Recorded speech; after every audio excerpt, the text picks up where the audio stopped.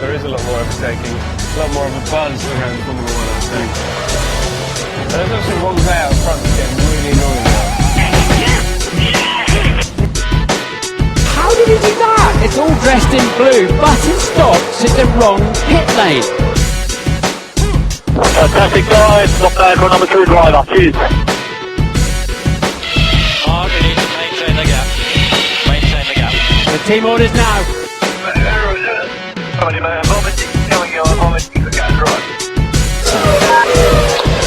Okay, so Fernando is faster than you. Oh, I'm pushing, don't worry. Just because I'm black. That's what Ali G says. Well, he must be the rudderless Russian then, because the steering wheel's sitting in his lap. The only way that engineer's message could have been any scarier would have been if it was delivered in the dark. He is faster and he is going to attack you. Ring, ding, ding, ding, ding, ding. What's up, everybody? Welcome back to episode number 3 of the Backmarkers F1 podcast. And this time it's a fully fledged race review of all the craziness that went around on my home Grand Prix in Spa-Francorchamps.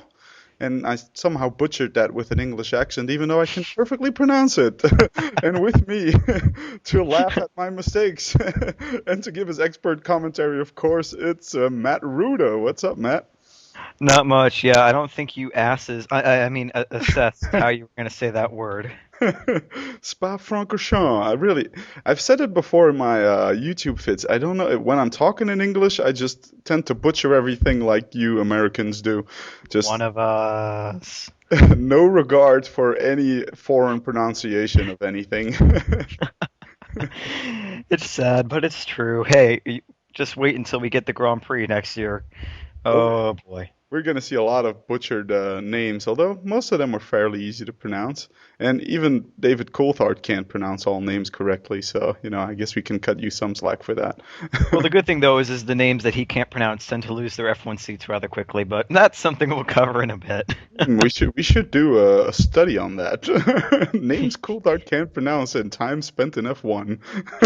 That's another scientific study, as is our alternate F1 standings with a long scientific studies behind it, years of research, and we'll dive straight into that, of course, in the course of this nice little podcast. So, the Spa Grand Prix.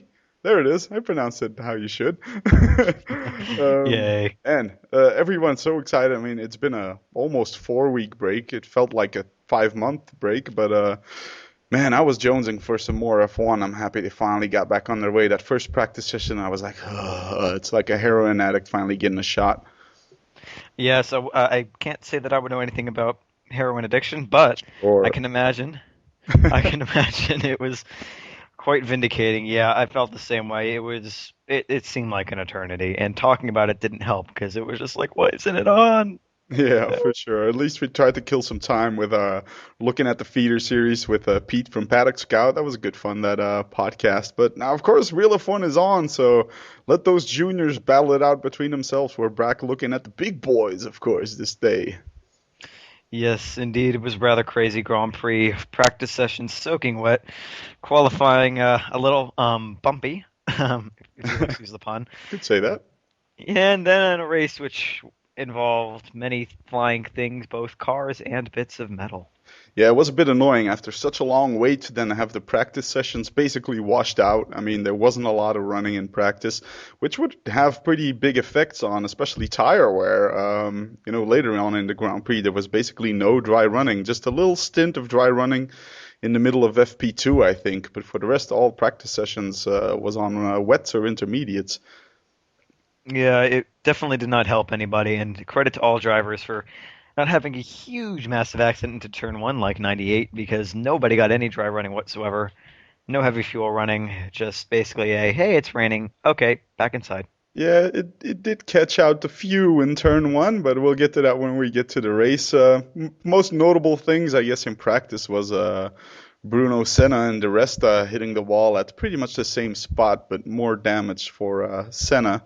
In his comeback, it was pretty much written in the stars already that Renault was trying to get rid of Quick Nick, and well, as everyone knew, the story was kind of brewing over the winter break, and then a few days before practice started, there was rumors surfacing, and what do you know, the Brazilian, the yellow and green helmet is back in a black and gold supposed Lotus car. That was a sight for sore eyes. It was, even though it's truly not a Lotus, and I got rather annoyed when I think it was Coulthard who set a Senna back in the Lotus at the very beginning. I was just like, no, don't do that. Rage is building. But yes, see him back in F1, I'm rather happy. Circumstances could have been handled better, but I mean, come on, it's Renault. We're used to this by now. Yeah, I was really torn between two opposing feelings. I was like, I felt bad for Nick Heidfeld, and I was raging at the Renault management, or, well, if you can still call it management, for doing what they were doing. And then again, I was so happy for Bruno Senna. I really, happy for him to like really show what he's got. Because, well, in an HRT, who can really show what he's got in a car that handles like a pig, with terminal understeer.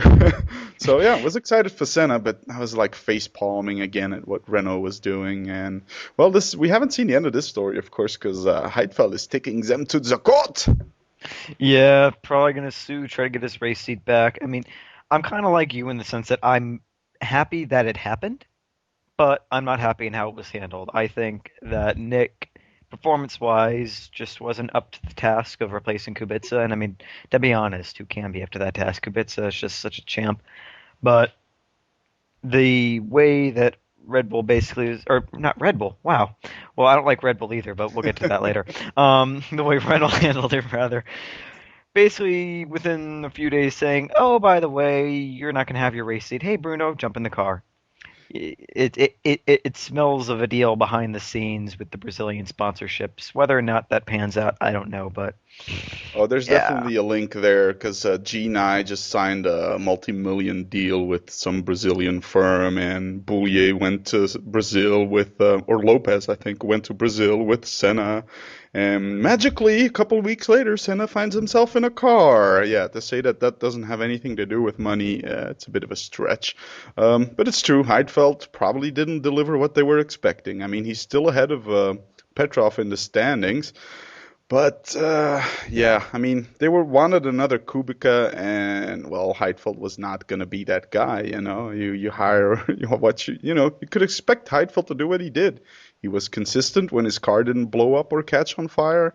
Qualifying, yeah, he wasn't on the pace. Petrov did out-qualify him, what was it, 7-4 or something? Pretty badly. But then again, in the races, Heidfeld was pretty much the one on top most of the time. But yeah, just another example of how much of a shambles the Renault team is, how they handled it. And what I found very striking, I got that from a tweet from Side Podcast. They showed like a link to the official Lotus Renault GP website, and they 404'd the page with Nick Heidfeld on the evening that it was announced that Senna was going to get into the car. Did you see that? I did see that, actually. I saw that, I would assume, right about the time you said that, because I've been on the LRGP site before, and, you see their drivers. There's Petrov, there's Kubica, there's Heidfeld. And I went, and it said Bruno Senna. And I'm like, okay, that's cool, but what about Heidfeld? Is he still part of the team? So I changed the link to what it originally was for Heidfeld, and nope, Mr. 404 reared his ugly head. Yeah, it's pretty crazy. I mean, that's so petty to do that. They did reinstate him, I think, on the website later on, probably after they got scorned by masses of Twitter users. Like, what the fuck are you doing? Freaking idiots. Poor Heidfeld. Yeah, again, it all goes down to, should it have happened? Is it a good thing that it happened? Probably. We'll have to wait and see. I mean, you're supposed to be experienced. Yeah, you're not going to be a Kubica, but you shouldn't be right battling with Petrov. But, yeah, we'll have to wait and see. And, yes, Nick Heidfeld does have his place back right behind Bruno Senna, but right in front of Robert Kubica. And it looks, well, from the little facts they have, it looks like this was thrown together in 2 seconds. So... yeah, I think they just figured, okay, well, let's not be real bitches about it and at least keep him on the side. Because he did show up in the paddock with his gear on and everything. I think that surprised quite a few people at Renault. I love a little quote here on his page on the LRGP site. Nick Heidfeld joined Lotus Renault GP earlier this year as one of the most experienced drivers on the grid. what they failed to add is, and yet he was shit, and we've replaced him with Senna. Yeah, so before we get depressed and shoot ourselves, let's move on to something less depressing than the Renault team. Let's move on. Why not to qualify and right away? Oh God, well, as you people know, for me that's probably even more depressing. But well, Well, there were some interesting things in qualifying, I must say. One of them being, and which the FOM feed again failed to notice, was Heikki Kovalainen dragging that Lotus up into Q2, helped, of course, in a way by, well, the rest of fucking up his strategy, or the team fucking it up for him, and Michael Schumacher kind of losing a wheel in the middle of a corner. yeah, I've never seen that before. I mean, wheels flying in F1, yeah, I mean it happens, crashes and stuff, but I've never seen, or at least I can't remember ever seeing, a wheel just randomly deciding it would like to separate with the car.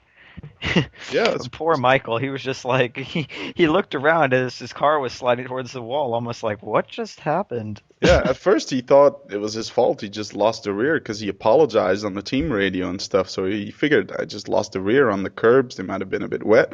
But no, it was just the wheel coming off. And what's extra weird in there is that, usually when a wheel's not well attached, it falls off in the first corner or something, or even in the pit lane, as a button can give testament to. But here he was already halfway around the lap, and all of a sudden it was in the rundown to Rivage, I think he crashed when his wheel went off. So very strange what happened there. Would like to get some more info on why that wheel came off, and especially why it only came off at that point. You'd already taken Eau Rouge and Lecombe, and yeah, strange happenings there. Even stranger is the fact that it came off on a straight. It wasn't even in a corner when the tire would have been loaded or unloaded or anything like that. It was just perfectly straight. It didn't slip. It just popped. I almost looked like maybe an axle sheared or something, but that was bizarre. Yeah, it was definitely not the weekend, start of the weekend Schumi was looking for. Of course, his 20th anniversary in F1 on a track he's had so much success on, and, well, some less good moments. I loved Schumacher's quote saying, but yeah, running on three wheels in Spa isn't too easy, even though I should have some experience, referring to the 98 incident where he slammed into the back of Coulthard and went to the pits on three wheels. So yeah, props to Schumi for that little reference, seeing the humor in a pretty horrid qualifying for him. Yeah, he didn't seem too perplexed by it, but yeah, gotta love it. And I gotta love that he has a sense of humor about the 98 thing too, how he's kind of moved on from it. I'm starting to like this guy more and more the more I see him, and it's kind of weird because he was the reason I stopped watching Formula One. Exactly. Same thing for me, man. I hated the Schumacher domination years. I really, might have also been coinciding with my college years, kind of losing interest in F1 and more interest in chasing skirts. But, and yeah, this now he's just, I kind of like Schumi. I want him to do good. And who knows, maybe he had an inkling. He's got some experience as well in drives from the back of the field to win in Spa as well. So maybe it was like, I'll celebrate it like that then. Who needs qualifying with these Pirellis and DRS and whatever? Yeah, well, thankfully this time it wasn't like Canada where the DRS ended up screwing him over. That's for once. definitely a positive, because I was worried, And that's another thing we didn't mention too. I mean, I don't know what you thought when you first saw what they announced for the DRS zone for Spa, but I nearly put my fist through the computer. I was like, you're going to make it that long? Yeah, I cried boy. a little inside when I saw that. Yeah, definitely. And, all things considered, it didn't end up too bad. It was still a bit of a push-to-pass event, but, wasn't horrid. I don't know. It kind of did ruin the race for me because they just didn't need DRS, because for some reason, I don't know why, but they managed to follow each other much more closely through Eau Rouge than they have been in previous years. And that, of course, sets you up for a nice tow and a nice pass into Lecombe. I don't think DRS was really needed here. And what especially I hated it from is Rosberg, who had such a fucking awesome start, like nitro in that Merc, and he just couldn't do anything. It was a sitting duck. And without DRS, I think he could have made life very difficult for the guys up front, because that Merc had some pretty good top speed, even without the DRS flap open. Yeah, no, it definitely had. I don't even know what he was doing the first lap. I was just watching and I saw silver, and I was like, how the hell did Button get up there? And then I saw it was Rosberg, and I'm like, what? Yeah, But yeah, no, I agree completely. I mean, if they were gonna put DS, I mean, maybe after Blanchiment, but even so, I mean, I like DRS in its concept, but I don't think it's needed at every single race. There are some races where you just don't need it. I think this was one of them. I mean, Rosberg didn't have quite the pace on the corners that the Red Bulls or the McLarens got, but without DRS, could he have held them off? Yeah, we could have seen Rosberg on the podium. He could have challenged for the win if with the problems Red Bull was having with the tires. Yeah, he would have definitely held them off until the pit stops and the safety car, and who knows what happens then. But Rosberg was doing some pretty defensive driving. They didn't get past him right away either with that Merck's good top speed. So, yeah, like you say, if it ain't broke, don't fix it. I mean, Spa's a great track. There's always been overtaking at Spa, always been overtaking in the rundown into Lecombe. Some of the most classic moves in F1 were done there. One tends to think of the Zonta sandwich Häkkinen and Schumacher made. Yeah, if it ain't broke, don't fix it. Why does Spa need DRS? Why will Monza need DRS? There's going to be 2 DRS zones in Monza. Can you believe it? I mean, come on, 2.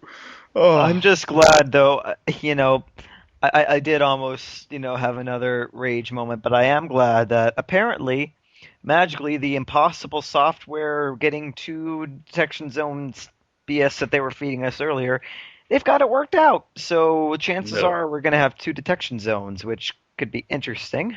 Wow, will FIA actually hire some good coders and make some software that can actually handle things? I don't know. That's Well, they need to hire news. some good yeah, they'll need to rehire some coders to run their coverage, but that's another story that you can find on the Backmarkers F1 blog. Indeed, a little rage blog post on myself because coverage was, as pretty much usual, horrid, and FIA and Steward's information was, as usual, non-existent. But of course, we're diving into DRS and everything, but we were discussing qualifying, so let's get this back on the road. I was trying to divert the conversation, but Good move. No, we're gonna get through qualifying, man. I'm gonna drag you kicking and screaming through it. So yeah, Q1, Schumacher falling off, the rest are dropping out because, well, the team just didn't get the timing right and everything. And, Heikki Kovalainen, very much on the end of Q1, when it was already raining in spots, he went wide at Rivage and everything, but somehow he still rang the neck of that Lotus and got it into Q2, which the FOM coverage decided was not important. We much rather watch cars coming into the pits. Oh, facepalm moment yet again. Nobody saw Kovalainen's brave lap, just the beginning of it. We saw him going through Lecombe and Rivage. And then nothing. And then all of a sudden it was like, oh, Kovalainen got into Q2. Face palm. So that was Q1. Q2 was a bit more interesting near the end, I must say. There was this little incident of Pastor, a.k.a. the hitman freelancing as a rapist face, against Lewis Hamilton. What was your take on that incident? Incident? I don't know. I've seen all the footage, and everyone pretty much already knows that I am a massive Hamilton fan. Looking at the move he put in the final chicane, I don't understand what Maldonado thought that he was going to do. He was held up by Rubens. Rubens had an off lap, or saw a girl he liked in the stands. I don't know what he did. No, I think he just got confused by Heikki's blonde hair and blue eyes, because it was Kovalainen, I think, that ruined Rubens' lap, and then Pastor came into Rubens' ass, and, well, take it away from there. Yes, so after... I'm not even going to touch that, because that'll make our commentary very X-rated very quickly. But hey, yes, it's marked as explicit on iTunes. Go ahead. Very true. Okay, well, in that case, after Pastor finished, as you said, coming in Rubens' ass. Hey, I just talked about rapist faces. It can't get worse than that. True. Okay, well, after Pastor, decided to stop having the once-over with Rubens, he figured, I might want to end this lap on a decent note. Only thing is Hamilton was on a flyer behind him. And so he comes up behind Maldonado, sees Maldonado on the outside behind another slow car. And from what I see, it just looks like he figured, oh, look, Maldonado's on a off lap. He's not going for a time. I'm going to go on the inside. Perfectly clear maneuver. Maldonado comes down on side of him. Little bump. No big deal. If it had ended there would have been no drama and no nothing. I mean, it would have been not even investigated. It was just a little tap. There's nothing even worth getting worked up about. Yeah, What Maldonado followed? left the door open, so Yeah. let's went for it. What followed? I don't know. I've seen the FOM coverage. I've seen the onboard coverage from Lewis, which, interesting enough, had to be obtained and watched illegally on YouTube because, well, it wasn't made publicly available. And it turns out that they don't have the technology to record more than a few cars at a time. So Maldonado, Cars. yeah, 9 cars is it? Yep. Maldonado, his onboard's not even shown. So we can only judge from what we saw. And what it looked like is they were slowing down off their lap like they normally do. Maldonado dove on the outside of Hamilton. Hamilton gave him a little wiggle, I guess, if to say, what the hell was that all about? Again, at that point, no harm, no foul. Little wiggle, no big deal. And then all of a sudden, I don't know how. The only way I could see that happening is if Maldonado had his face buried in his steering wheel, because he just came right over to the left. I mean, there was no warning, no anything, no gradual move to the left as though he was just asleep at the wheel. It looked very much like a swipe. It looked like an intentional move to show Hamilton, yeah, I'm not the boss of you. I'm not your bitch. I'm just, I don't get it. I don't know why he would do that. I don't know why anyone would do that because you're going into a corner where you could get yourself killed. Yeah, I mean, it was basically just a case of the red mist descending, and I'm like, and Pastor was like, I'm the Venezuelan for sure, man, for sure, and I kill you, a hitman. Okay, that was more like a Arabic. Yeah. I suck at accents. You cannot do the Russian accent like I can. No. And Charlie is going to kill me after this podcast. I can speak the English with a bit of a French accent. It used to help me a lot picking up chicks. Oh God! Now I know what you were doing over here in the States. Oh yeah, that was a majorly good move back in when I was in Boston. But then I'd slip up and I'd speak like I'm doing now, and they're like, "Hey, wait a minute!" Oh, fuck! Burned. But yeah, that Maldonado move. From the footage we got, because again, thanks FOM and your crappy technology, there is no onboard from Maldonado. At least that's what we're led to believe. Adam Cooper, the F1 journo, said that on his blog. The FIA, FOM, can only record 9 onboards at a time.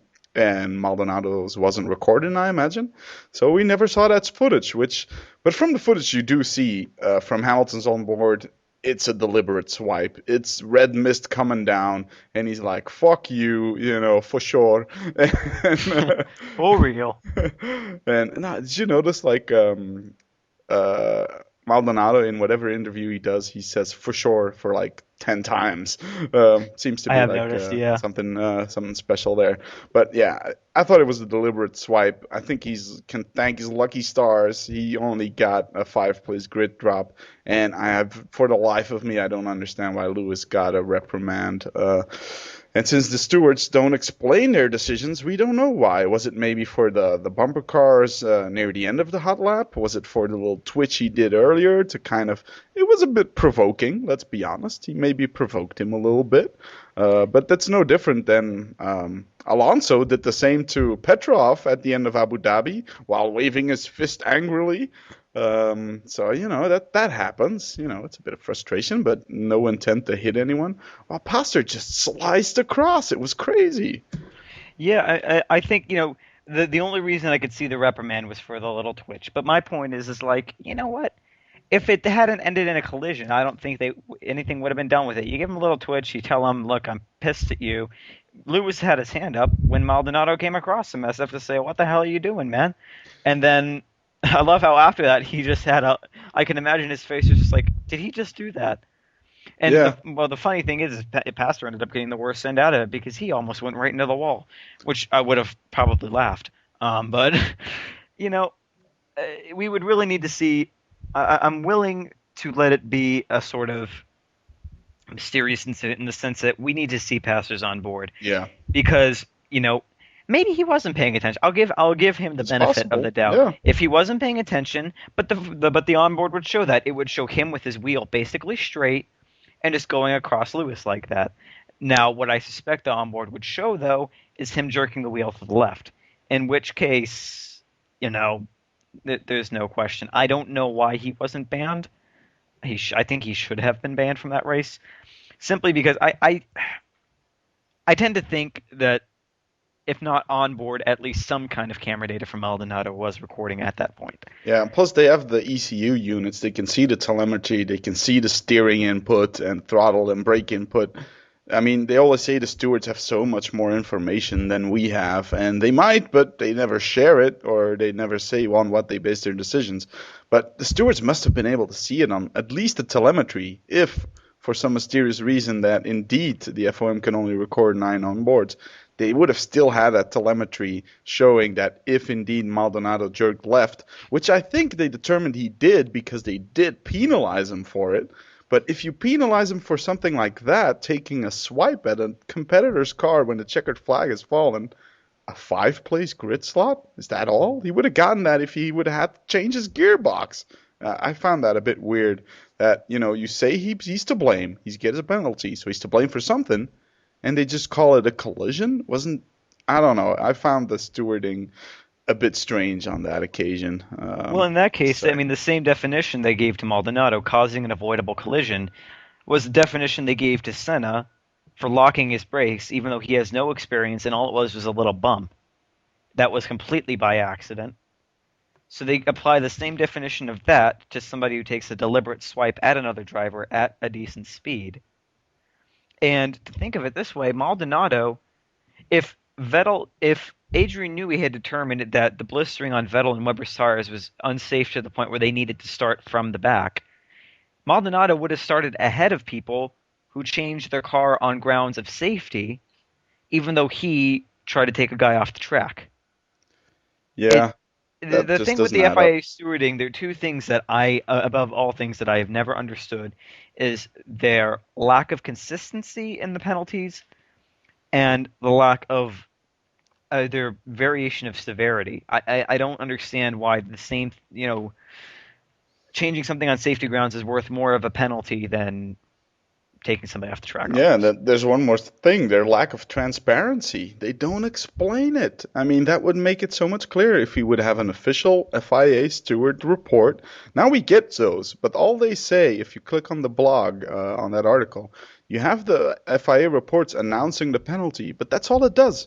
It announces the penalty. It says, causing a collision, this is the penalty. But there's no explanation to it. I mean, Lewis Hamilton had to go to the stewards himself after getting the reprimand to ask why. You would think that even if they don't share it with the teams, you would think that at least they would give that information to the drivers. I mean, yeah, I don't understand it. And I mean, all they would need to do would be to hire someone, hey, like you maybe, who could do this, who could do these kind of like press release type things. Basically say, this is a report of the incident between Lewis Hamilton, Pastor Maldonado. Pastor Rapist face, yes. Exactly. We've determined it could show some telemetry. They don't have to show it all. They don't have to show it while they're making the decision. Let the decision be made. Release release what they've released now, saying this is a penalty, and then have somebody come out and be like, this decision was determined because of this, this, and this. You could show and a little this bit is of the why. That's the crucial bit missing. This is why we decided this. But nothing. Nothing. You don't have to say who said what or what. You can just keep it generic. You don't have to say Steward X said this about Lewis Hamilton's mother. Just say the stewards came to this determination. Bang, done. Yeah, that's the thing. It's not a debate. They just need to say why they came to the decision. It's not up for debate. People would accept it much more easily, their decisions, if they would just freaking do that. And the nice thing, too, is then you could actually have a sort of, a civil debate about what happens. You could say, debate the merits of Lewis's move on Maldonado and Maldonado's swipe.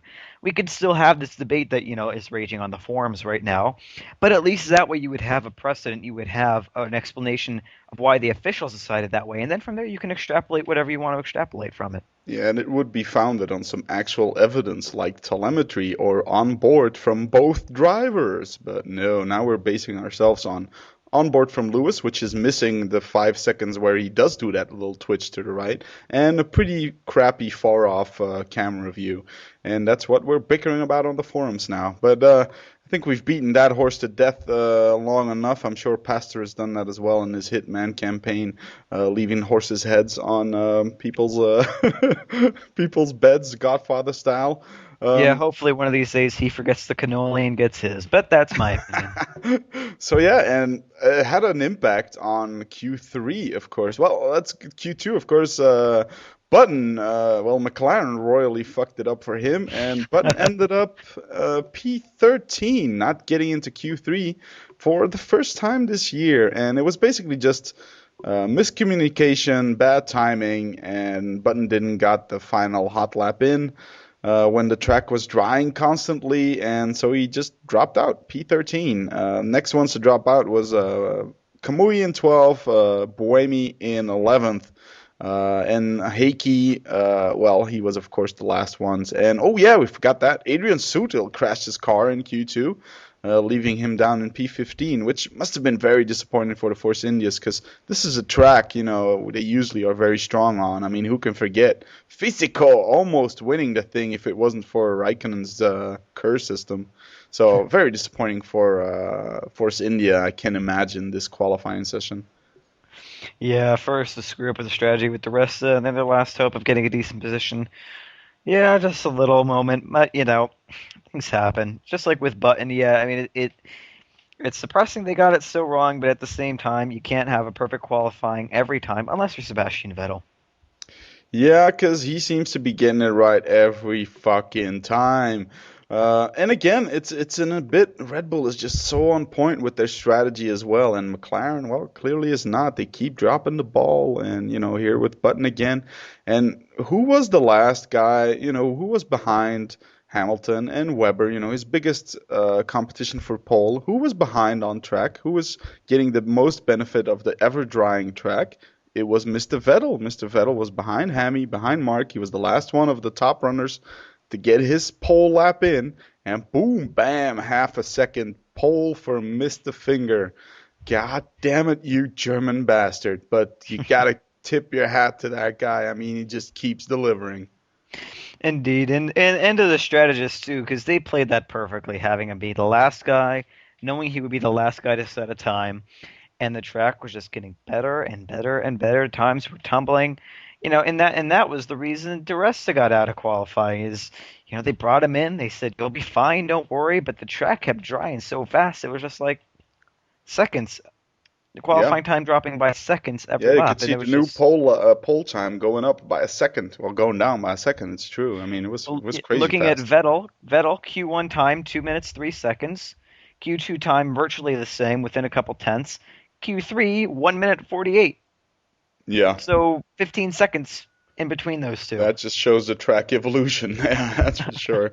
And of course, Lewis still managing to split the bulls. Quite a nice lap from him. Still half a second down on Vettel, but that at least split the bulls. Not an all bull front row. But I think a lot of people were expecting different, because nobody was expecting this to be a Red Bull circuit. Although, let's remember, last year it was still a Red Bull pole, but this time with Webbo in 2010, of course. Webbo lining up in third. Yeah. Yeah, and it would be interesting to see if Lewis had been in the back, or, what could have happened. But, yeah, splitting the bulls after Williams tried to split his side open, I'll take that any day. Yeah, I mean, his car was damaged. According to the Beeb guys, his side pod was being held together by duct tape. So, that can't be too aerodynamically efficient. It matches the color. Yeah. So, yeah, I still managed to beat Webbo. But a lot of this was pretty much a lottery. The later over the line, the better your time was going to be. Felipe, baby, he was in P4. That was quite good for him. Out qualifying Nando again, and Nando, he was just not on it all through practice, all through qualifying. Nando was not happy with the car, man.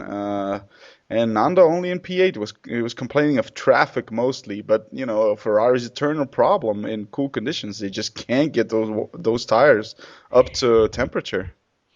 Yeah, problems with the tires, problems with traffic. It's funny, you can always tell how angry he is by how much he rolls his R's. The angrier and angrier he gets, he will roll those babies. I was just like, I heard him in Q3 and I was just like, oh, okay, he's not happy with something. He's close to an epileptic fit there. Someone hold his tongue so he doesn't swallow it. But yeah, no, I was surprised. I almost spat my drink when I saw Massa up in 4 and Alonso down in 8. You know, not even close. But then again, I mean, and the track and the traffic and the time. I mean, it all plays into it. It was a weird qualifying session for everyone. Yeah, but And the funniest part of that. but compliments. I will say before I get too much hate mail, compliments to Massa for a solid lap. Yeah, but you gotta love it. I mean, if you were the Twitter account for Ferrari, Inside Ferrari, Oh they God, don't yeah. allow their drivers to have Twitter accounts, but they have an official team Twitter account. And it said, right after Q3, quite a, what was it, disappointing Disappointing qualifying. qualifying session. It's Yeah. like, you have a car in 4th. I'm sure if it would have been the other way around, Alonso 4th and Massa in 8th, it would have been, yeah, okay, decent qualifying. We got good chances tomorrow. But here it was like the whole team was dejected. I was like, oh, fuck, man. Nando's in 8th. Oh, yeah, and Felipe's in 4th. Yeah, whatever. Well, and we joke about that, but that's actually how it's been because there have been quite a few times where maybe not 4th and 8th, but very similar positioning goes along with Alonso on top, and they're like, solid effort, a good qualifying session, Good we're chances for in contention. tomorrow. Yeah. They'll split the McLarens and they'll be like, hey, we did a good job, but they first thing they said after this was we're disappointed, and it's one thing for the public to doubt you and to see, your performance slipping, but then to have your own team basically give you a bitch slap like that, Oh, I would yeah. not want to be Felipe Baby right now. No, Felipe, babe is suffering, man. Oh, I think, yeah, another tweet was like, yeah, not the result we expected. And then someone tweeted them back, yeah, I'm sure you didn't. Yeah, I think that was that Grand Prix drive or Grand Prix Diaries. Yeah, probably. I think- That guy's hilarious. Yeah, he tweeted them back and is like, yeah, I bet you didn't expect Felipe ahead of Alonso. And I'm just like, it's sad, but it's true. Yeah, that guy is pure gold at Grand Prix Diary. Follow him if you aren't following yet. Is fucking hilarious. The most hilarious F1 tweeter, in my opinion. So yeah, Felipe baby got into P4. Solid qualifying. Gotta hand it to him. Even especially with the Ferraris, tire issues, and Nando just not on the pace. And moving on to the Mercs of Nico Rosberg. Well, the single surviving Merc, of course, after Schumi's tire problem. Pretty impressive. Put it up in P5 yet again. I mean, Nico's on it. I think he's getting the max out of what that car's capable of every single time. Yep. I mean, what else can you say? Pretty much, yeah. I agree with you. Max the car can do. Track that favors them. Solid effort. Don't expect that he thought that he was going to get beaten by Massa either, but, to be able to mix it up there, ahead of one of the McLarens, but that was more due to strategy than anything, and a solid position. Yes, P5 was of course helped by Nando's bad performance, Schumi being out of there, although Schumi's only out qualified him once this year, and Button's bad, so he might have just as well been in 7th had Nando and Button done better. But then move on to the big surprises really of this quali session. Jaime Alguersuari in P6. The guy is really throwing the gauntlet down to Buemi. He's like, this STR seat is mine, bitch. It's going to be interesting seeing the Civil War rage on. I mean, it's going to get to that point because there have already been, little leaks and peeps here and there about somebody is losing their seat at Toro Rosso. It just matters who. And, it could make for some really exciting racing. Alguersuari handing it to Buemi solidly. Buemi only getting 11th. Last car to go out in Q2. What can I say? It's exciting. It's exciting seeing one of these inter-team battles where it's not one guy running away with it like Vettel. Yeah, in Alguersuari and Buemi's case, it's really a tight battle. A couple Grand Prix ago, I was like, just get Jaime out of there. The fucker's done for and gone. But yeah, this was some pretty impressive qualifying. I mean, sure, changeable conditions and everything, it helped. But P6 in a Toro Rosso, that must be their highest quality position since Vettel won the pole in Monza back in '08.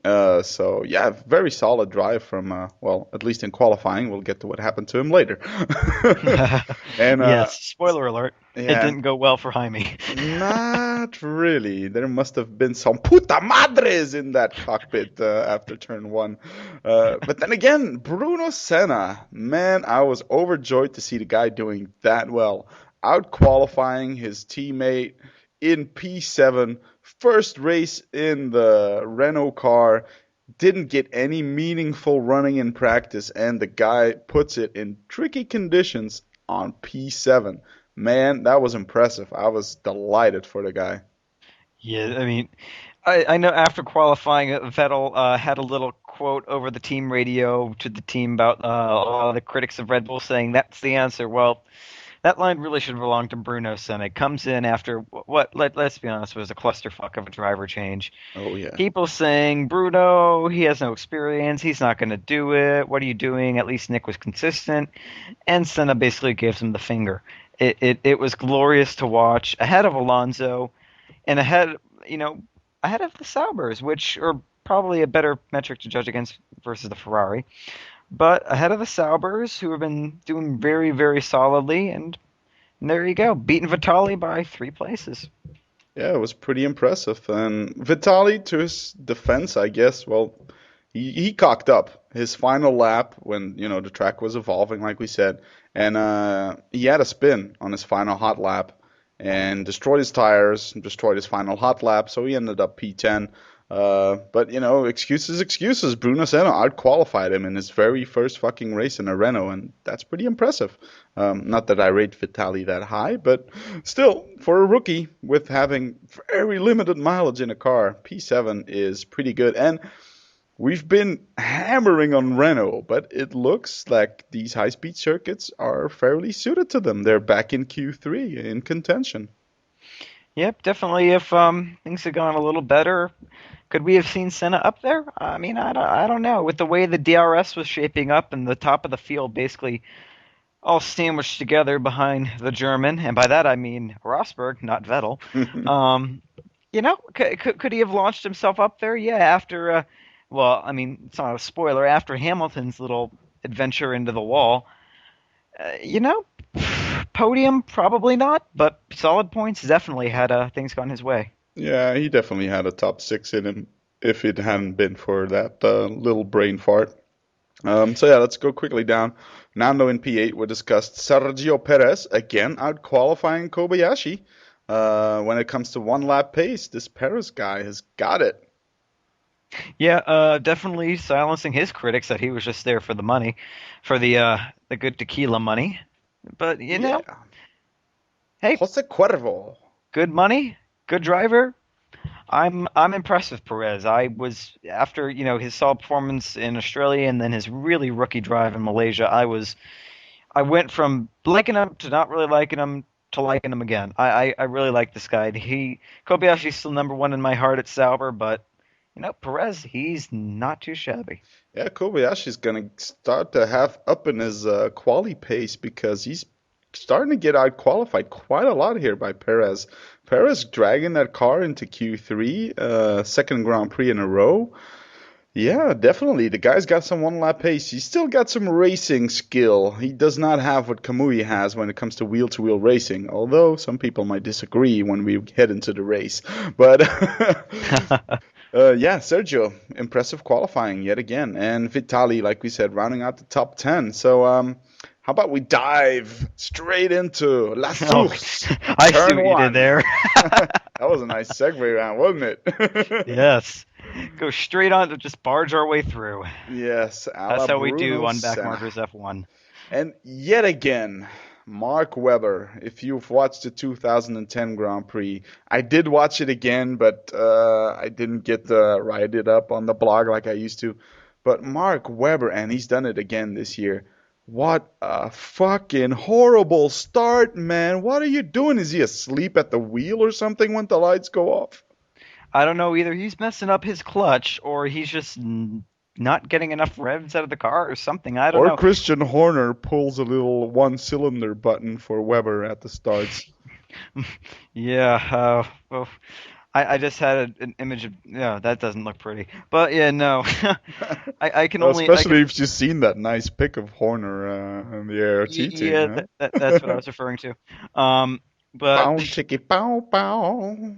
yes, Backmarkers F1 now also homoerotic, but we'll Well, get to that we've later. started our sexual innuendo time every Sunday Oh night. yeah, that's true. F1 Every sexual Sunday after the Grand Prix, it's going to be F1 sexual innuendo time, where we take the results or lack thereof of the previous race and make them all about sex. It's Yes. entertaining. It's erotic. It's Formula One erotic. I don't even know what to call it. Kobayashi diving deep down the inside. Hamilton not letting go and Finger Boy rubbing it in. Exactly. So join us on Twitter for that. Oh God, we're gonna get so much hate mail for this. But yeah, Hey, you're American. You guys are way too scared about all this stuff. Here in Belgium, everybody doing it. yeah. Oh God, I just had an image of Belgium being one massive orgy. Plus, but very soon, this is going to be a Nigerian-based podcast, and, you know, it's lawlessness over there. Who gives a damn? I'm sure your wife would love to hear you say that, but but yeah, back to the race. Yes, let's do that. My guess is he's just not getting enough revs out of it or something, and maybe that's an issue with the Red Bull engine. Don't want it to overheat and explode, because we know it's all Renault powered, and we know what happens to Renault power engines.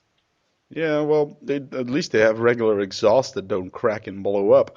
But yeah, it's just weird. Mark Webber just keeps fucking up his starts. I don't know what the hell's going on with this. Apparently, Mark said that Vettel had a moment as well. That Vettel was close to going into anti-stall as well, though it didn't look like it. I mean, no, it didn't look like it to me. I mean, easily, yeah. Yeah, it looked like. I mean, it wasn't a blinding start like some others had, but it was, a decent start. It didn't seem like anything had really gone wrong for Vettel. Yeah, and Hamilton had a pretty poor start. He didn't get off the line very well. So then there was Webber. Massa, he got out okay, challenged Lewis, and actually got ahead. But the star of this start was indeed Nico Rosberg. He came to the grid with steam coming out, smoke coming out of his brakes. I was like, whoa, this thing's going to blow up. And boom, the guy was like he had nitro in his car, man. He just took off, and before he knew it, Nico was in the lead. Well, he got into P2 for Lassus and then took Vettel on the Camel Straight. Insane start by Rosberg. Great stuff. Yeah, indeed. And I just while you were talking there, I had loaded up on YouTube. I won't say where because it might be illegal. Footage from the start of the race, and yeah, Vettel. He didn't have the strongest start. He had to do some defensive maneuvers on Felipe Baby and Hamilton, but not that bad. Mark, on the other hand, I mean, it looks like you've seen the old days with the car just stopping and everyone having to dive around, and Rosberg being the star of the show, just getting on through. And then I'm looking back now. I pause as Backmarkers are going through the source, and it just all hits the fan. Yeah, that was a bit of a cataclysmic reaction to, well, it all started out with Bruno Senna. Gotta give the guy some slack in a way. His excuse was an excuse, but it was a valid one. I mean, the dude hadn't had any high fuel running on a dry track. First Grand Prix in almost a year. And, well, he just went in too hot, locked the brakes, and slammed pretty hard into Jaime Alguersuari, who subsequently had his best quali ever ruined to no fault of his own. Senna just barged right into him. Although, looking at this again, I don't remember if this was Glock or D'Ambrosio, but somebody, I mean, that could have been horrible. Oh, that was Glock, yeah. Glock sideswiped De Resta, yeah. I'm just looking at how much speed he was carrying to that corner and locking up. I don't know how that wasn't a massive collision, but yeah, poor Alguersuari, the Spaniard. As you said, lots of cursing in his car after that. Yeah, la puta madre! Culo! Indeed. Yeah, Steve knows all the curse words. Yes, you can ask me curse words in any language. It's because I've been called them so many times, of course. Hey, I'm an American. Believe me, I know about it. Yeah, you know the Spanish ones from all the Mexicans over there. No comment. Although you're in Virginia, there can't be that many Mexicans there. No, well, someone's trying to steal a car outside of my window, so I think you should talk for a while until this alarm gets turned off. Yeah, I can hear that. Yeah, but Jaime Alguersuari, I felt bad for the guy. I'm not a big fan of Jaime. I'm a Buemi fan more than I'm a Jaime fan, but he did so well in qualifying, and then just to have it ruined by, well, Bruno Senna, you can understand it. I don't blame the guy for it. He owned up to it, so all to his credit, owning up to, his mistake, going deep on the brakes, getting caught out by the brake temperatures, and yeah, I think Bruno Senna, yeah, fair mistake, but he did ruin Alguersuari's race. Then fast forward, like Matt said, behind, someone got Glock. Went into Di Resta. Damaging Di Resta's car. His floor, I think, got badly damaged, so Di Resta was running around with the damaged floor for the rest of the race. And in that, it made Kovalainen make a, evasive movement, which then had contact with his teammate, Jarno Trulli, which sent Trulli spinning almost around, but he managed to just save it, I think.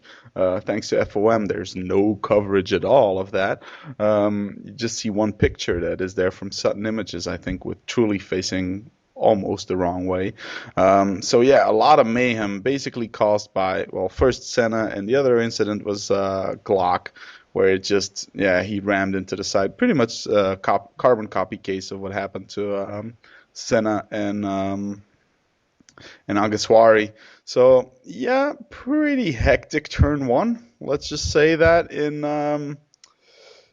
La Source hairpin, not as hectic as in 98, but it was getting there. If it would have been wet, that would have been a lot of shit. And man, Jenson Button, he's one lucky bastard. I mean, he started, of course, in P13, so he's right in the middle of it all. And I think it was Bruno Senna, so he slammed into Alguersuari. His front wing got loose, and then a little bit further down in the rundown to Eau Rouge, his front wing, he basically ate his front wing like Heidfeld did back in Canada after hitting Kobayashi. And so his front wing came under the car and exploded into 5 million pieces. And then one part of that hit Button's front wing, but then another part of that hit his rear wing, and then a third part of that hit his mirror, which just took the mirror clean off, and that's like 30 centimeters away from Button's head. That guy must have been shitting his pants, man. I wouldn't have wanted to see Button coming out of that white overalls. There must have been a brown stain there at the back. Yeah, definitely. And with, it's not the strongest part of the car, but with, the materials they used to make those mirrors, if that had gone into his visor, we would have been watching the first fatality in F1 since Senna. That was insane. That could have done some major damage. Or Felipe Massa in Hungary 2.0, just a blow like that in the helmet. And it took the mirror clean off. I mean, it wasn't even hanging there for any moment of time. It was just there. Whoop, it goes. And you could see how it just sheared the carbon fiber straight off. Yeah, that must have been a scary moment for Button, man.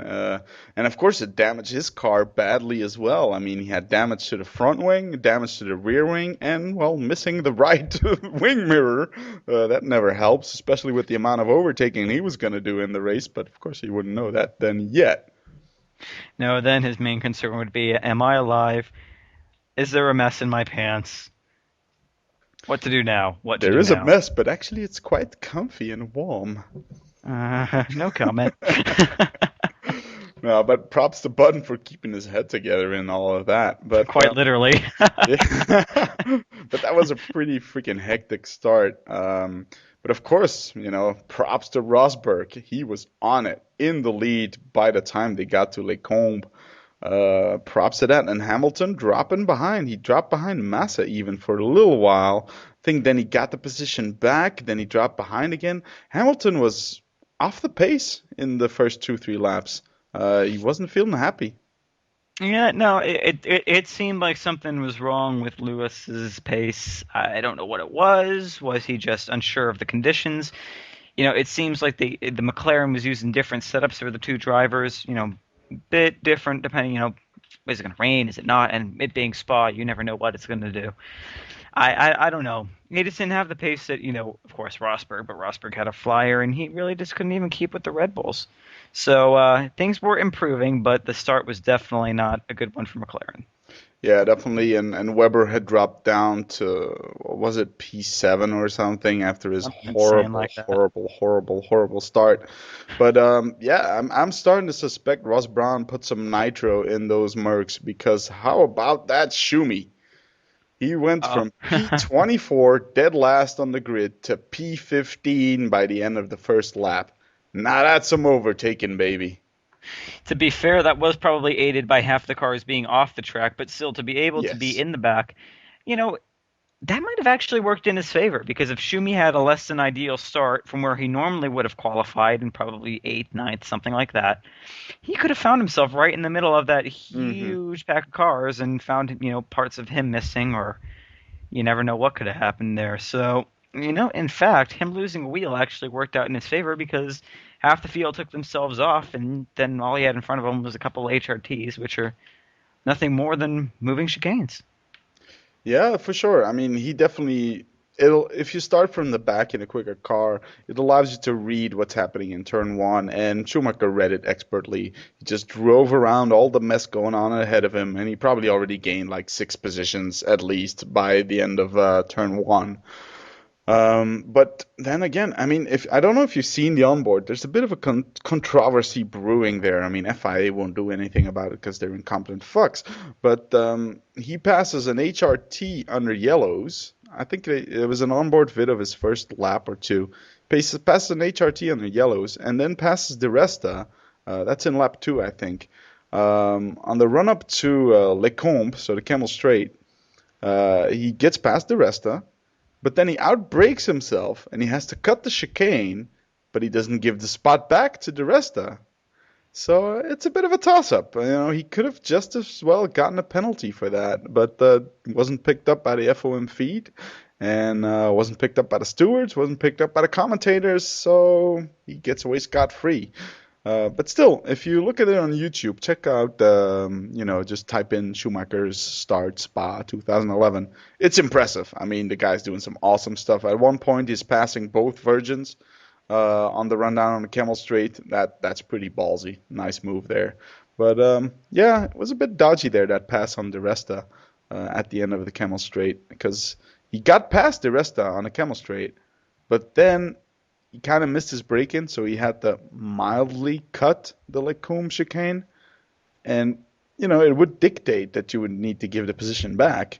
But the stewards don't seem to be too stringent about that, because the same happened with Trulli and Perez in Hungary, where Trulli was complaining that Perez cut the chicane to pass him and didn't get a penalty. So who knows? Whatever happens below P10, the stewards say, fuck you, sort it out yourselves. Yeah, I'm watching his onboard now. He just went through Eau Rouge, and one of the HRTs got a huge chunk of rear wing right in his face, or front wing even, probably from the Bruno Senna or somebody, I don't know who, but yeah, Michael just avoids that, passing left and right, going in. I don't even know what these corners are called, half of them, but yep, going down to that little downhill hairpin thingamabobber to the corner with no name. Just insane pace. Well, that's what not Coulthard. That's what Brundle calls it, the corner with no name. That left-hander, that, as the name would imply, has no name. Yeah, I think it is called Malmedy in the locals' mouth, but you wouldn't expect a non-Belgian to know that. Although it might just as well be because I've seen Lecombe referred to as Malmedy as well. And I've seen Pouhon referred to as Bruxelles or as the double gauche, so the double left. So basically, we have 2 or 3 names for every corner on the track.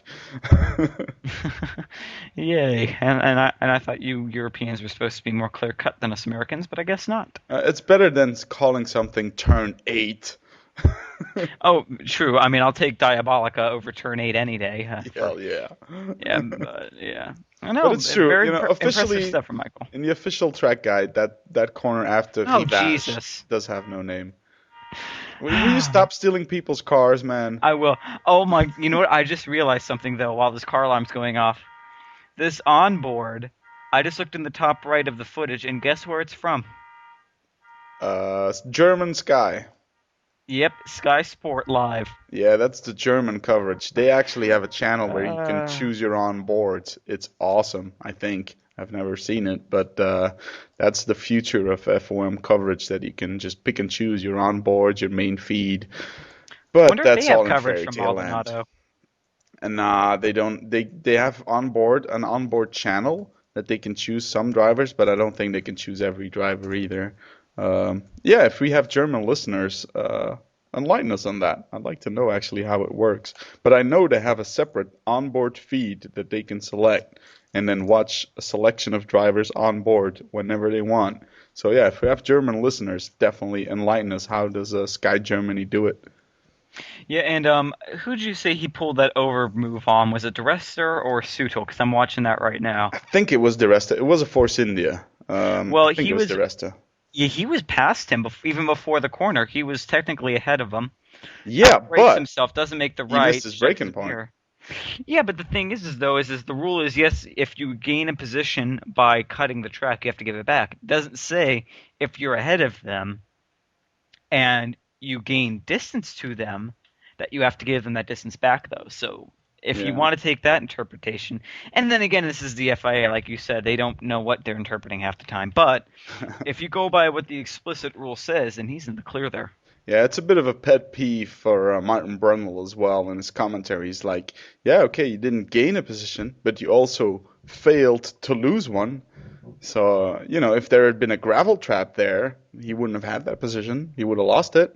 But now he just can coast right through. And that was, oh man, that pissed me off. At Rivage, so the next corner there, the slow right-hander, they took away the gravel trap. Gone. And that gravel trap on, let's head to that. So at one point, there's a couple laps in, and Alonso, who made a pretty good start, he's up behind his teammate, Felipe, baby.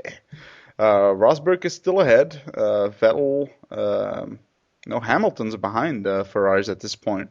So Alonso makes a move on Felipe Massa, who pretty much lets himself get taken by a schoolboat. Yeah, that was it. In the run down to Lecombe, Massa tried to take Rosberg on the outside, stayed on the outside too long, and that compromised his entry that allowed Alonso put some pressure on him. And in the run down to Rivage, Alonso just dives bombs down the inside of Massa. He goes wide. Alonso can't keep it together. He goes wide, goes off track almost, 2 wheels off track, pushes Massa wide, of course, and takes the position. But if there had been a gravel trap in Rivage, Alonso's race would have been done for. But now it's just, we have tarmac runoff, so you can fuck up as much as you want. And of course that move, a bit over-ambitious of Alonso, since he went off track and pushed his teammate wide, made it that Massa lost a spot to Hamilton in the run down to Pouhon. So I found, Massa, A, got himself taken like a schoolboy again. He should have never allowed Alonso to go on the inside of him there. B, Alonso, if he didn't make the corner, which he didn't, should have been in the gravel trap, which is now removed. And C, Alonso basically fucked over Massa again because he lost the spot to Hamilton and was never a problem to Alonso anymore after that. Yeah, definitely. I mean, I would be fine with a tarmac runoff if it was followed by a gravel trap. A small tarmac runoff, in case, somebody bumps you or something unexpected, you go off a little bit, you get back online, and you go. But after a certain point, it should be gravel. You should not be able to take these wide, eccentric outside lines, go in braking a lot later than you will, thinking, if I just go off and just get back on the track and no harm, no foul. I don't understand why it was. Yeah, was it a dangerous corner? No, but still, the gravel trap is there not only to slow the cars down, but to keep them from flying off the track, knowing that they can take a position from somebody. I don't understand it. I don't know what the reasoning was for it. And, sometimes you wonder why they're going bankrupt, spending that money doing something they don't even need to do. Yeah, I mean, if that gravel trap would have been like it was last year, Alonso would have been with his 2 wheels in it. He would have lost a bucket load of time. He would have fell back to like P8 or P9, and we would have had a totally different race. And what I hate about taking away these gravel traps is it allows these drivers to make mistakes they shouldn't be allowed to make. It's not dangerous to put a gravel trap there. It's actually probably safer. And they took it away. I don't get it. It just allowed Alonso to barge his teammate out of the way, and Felipe, being the good Felipe baby he is, just bent over and took it.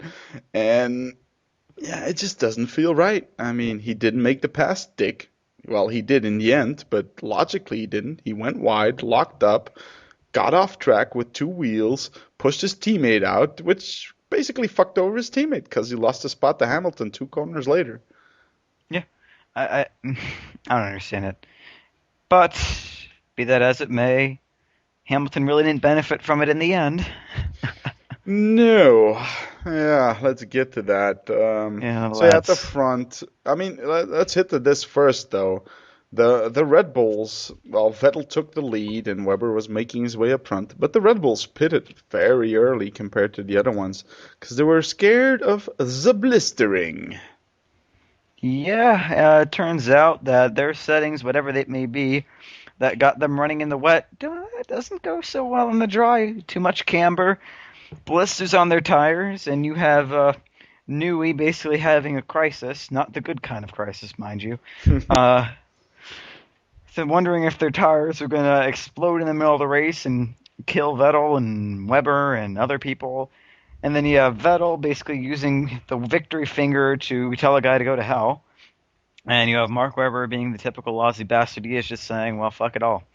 So, put them extremely early. There was a graphic I saw. I can't remember where I saw it. I'll try to pull it up. But of basically the pit stops and when they came in and how long their stints were. And Red Bull's first stint was insanely short. Yeah, insanely short. I think Webber did 3 laps and Vettel did 5. It was really short. They were really worried about those tires. Definitely. I'm trying to find this now, but... And Newey, of course, called it his scariest race ever. Yeah, I don't know what I think about that. I mean, was that him basically trying to cover off him thinking that they weren't going to have a good race and he wanted to have an excuse? Or was he actually really worried? I mean, I don't know. But, I mean, I can't imagine tires just exploding like that just from blisters. Delaminating, yes. Flat fragging, yes. Exploding? Not so much. Yeah, and plus, I mean, if they were really that worried and that scared, well, then you take your cars out of the grid, start them in the pit lane, and change the camber values, you know? And Newey has a bit of experience in sharing responsibilities for dead drivers, because I remember a certain Adrian Newey in '94 at Williams in that godforsaken year. Yeah, yeah, I could see him being especially worried with conditions that seem like they'd be hazardous to a driver. But you know what? At the same time, you have a freak, what most people think is basically a freak suspension failure versus tires. You can see the tire going. It's not going to be an instantaneous failure. By the time it's getting ready to pop, if it were going to pop, you would have such a loss in grip and such a vibration. I mean, they would be boxing them instantly. I don't think they would ever get to the point where they would just spontaneously explode. And if they do, that'd be more on Pirelli's ass than any team's. Well, Pirelli was already covering their ass by saying, you know, well, Yeah, Red Bull true. went over our recommended camber settings. It was like -4, and Red Bull went -4.8 or something. And apparently McLaren, Ferrari, though McLaren was suffering a bit of blistering, but apparently they did stay within the recommended camber range. So in a way, Red Bull brought it on themselves, and then they still pretty much gambled on the tires holding, not wanting to give up that stuff. So if something had gone wrong with these tires, man, we would have been in a shitstorm. Imagine a blow up in Eau Rouge. Jesus Christ, that would have been ugly. Yeah, that would have been fatal. There's no exaggeration, ifs, ands, or buts to that. If that had happened, we would have been witnessing a dead driver. And possible. Then it becomes a question of who the onus would have been on. I mean, I don't know. You know, could they have exceeded the camber settings? Yes, but at the same time, I mean, it was a wet track through all of practice and through most of qualifying. And they went for the extra grip, and then it all dried out. If qualifying had been dry, they probably would have just went back to a minimal camber setting before pulling the cars out. would have stayed in park for a minute with that, and we probably wouldn't have had this problem. But you know, you just got to do what you got to do. Yeah, We this both whole took the thing. risk. Yeah, this whole thing was just down to not getting dry track time in practice because they wouldn't have put themselves in this position if they would have seen the issue during practice. They would have, acted accordingly. Here they got caught out a bit by that. And, the tire wear on the Red Bulls was quite bad. Didn't seem to bother him that much. Vettel kept pounding in the good lap times. But yeah, they were definitely worried. Those early pit stop by the Red Bulls were definitely showing that they're struggling with tire wear here. I think the earliest stop was more a panic move by Newey and or Horner because the lap times didn't seem like they were suffering too much. And it was Drivers- Weber, They can try stuff on Weber. Yeah, they experiment with the Aussie. And that would have been like, Mark, you need to maintain the tires for 10 more laps. 10 more laps, Mark. Go on, give it all you got. There's Eau Rouge. Take it like a man. But, Oh, and take it like a man he did.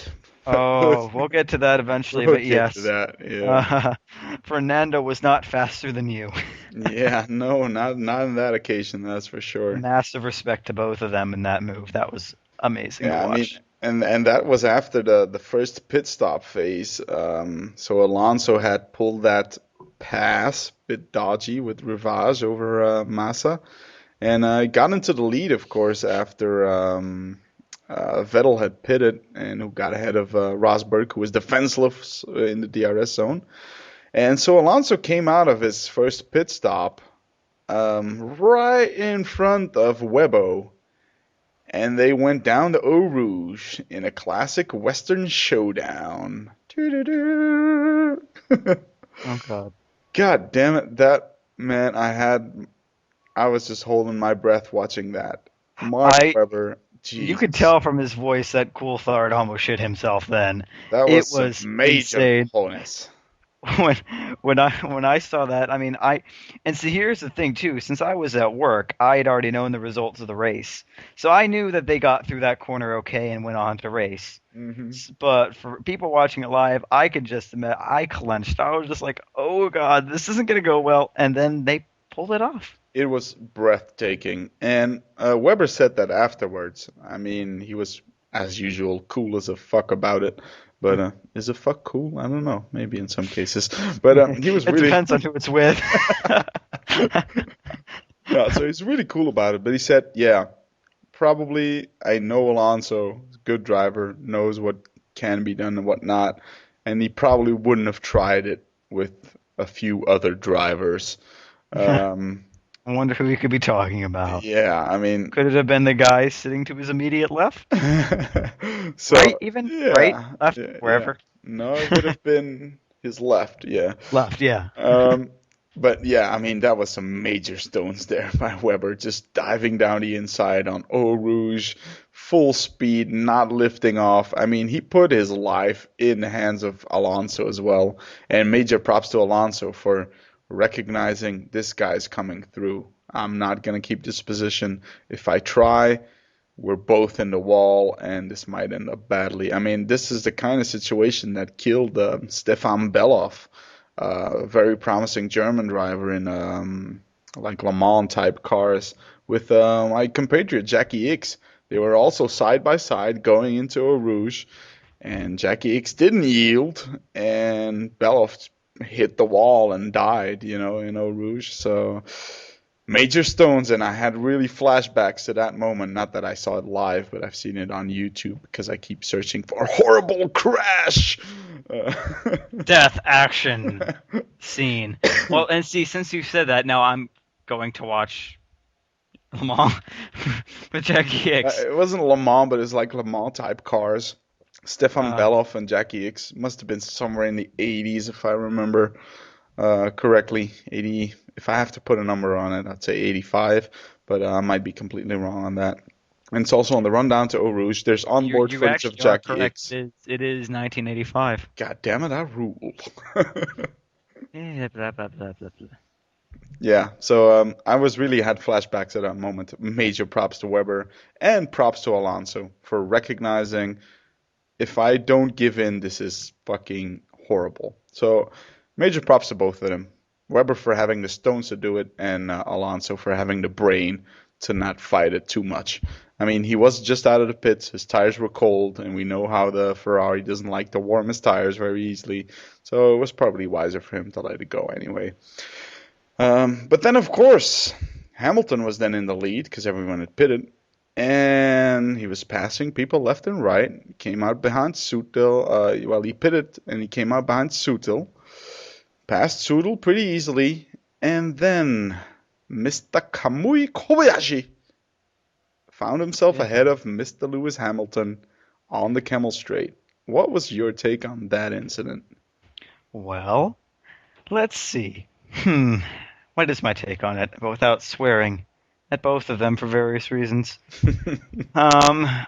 Well, Hamilton gets past Kobayashi easy, done dusted.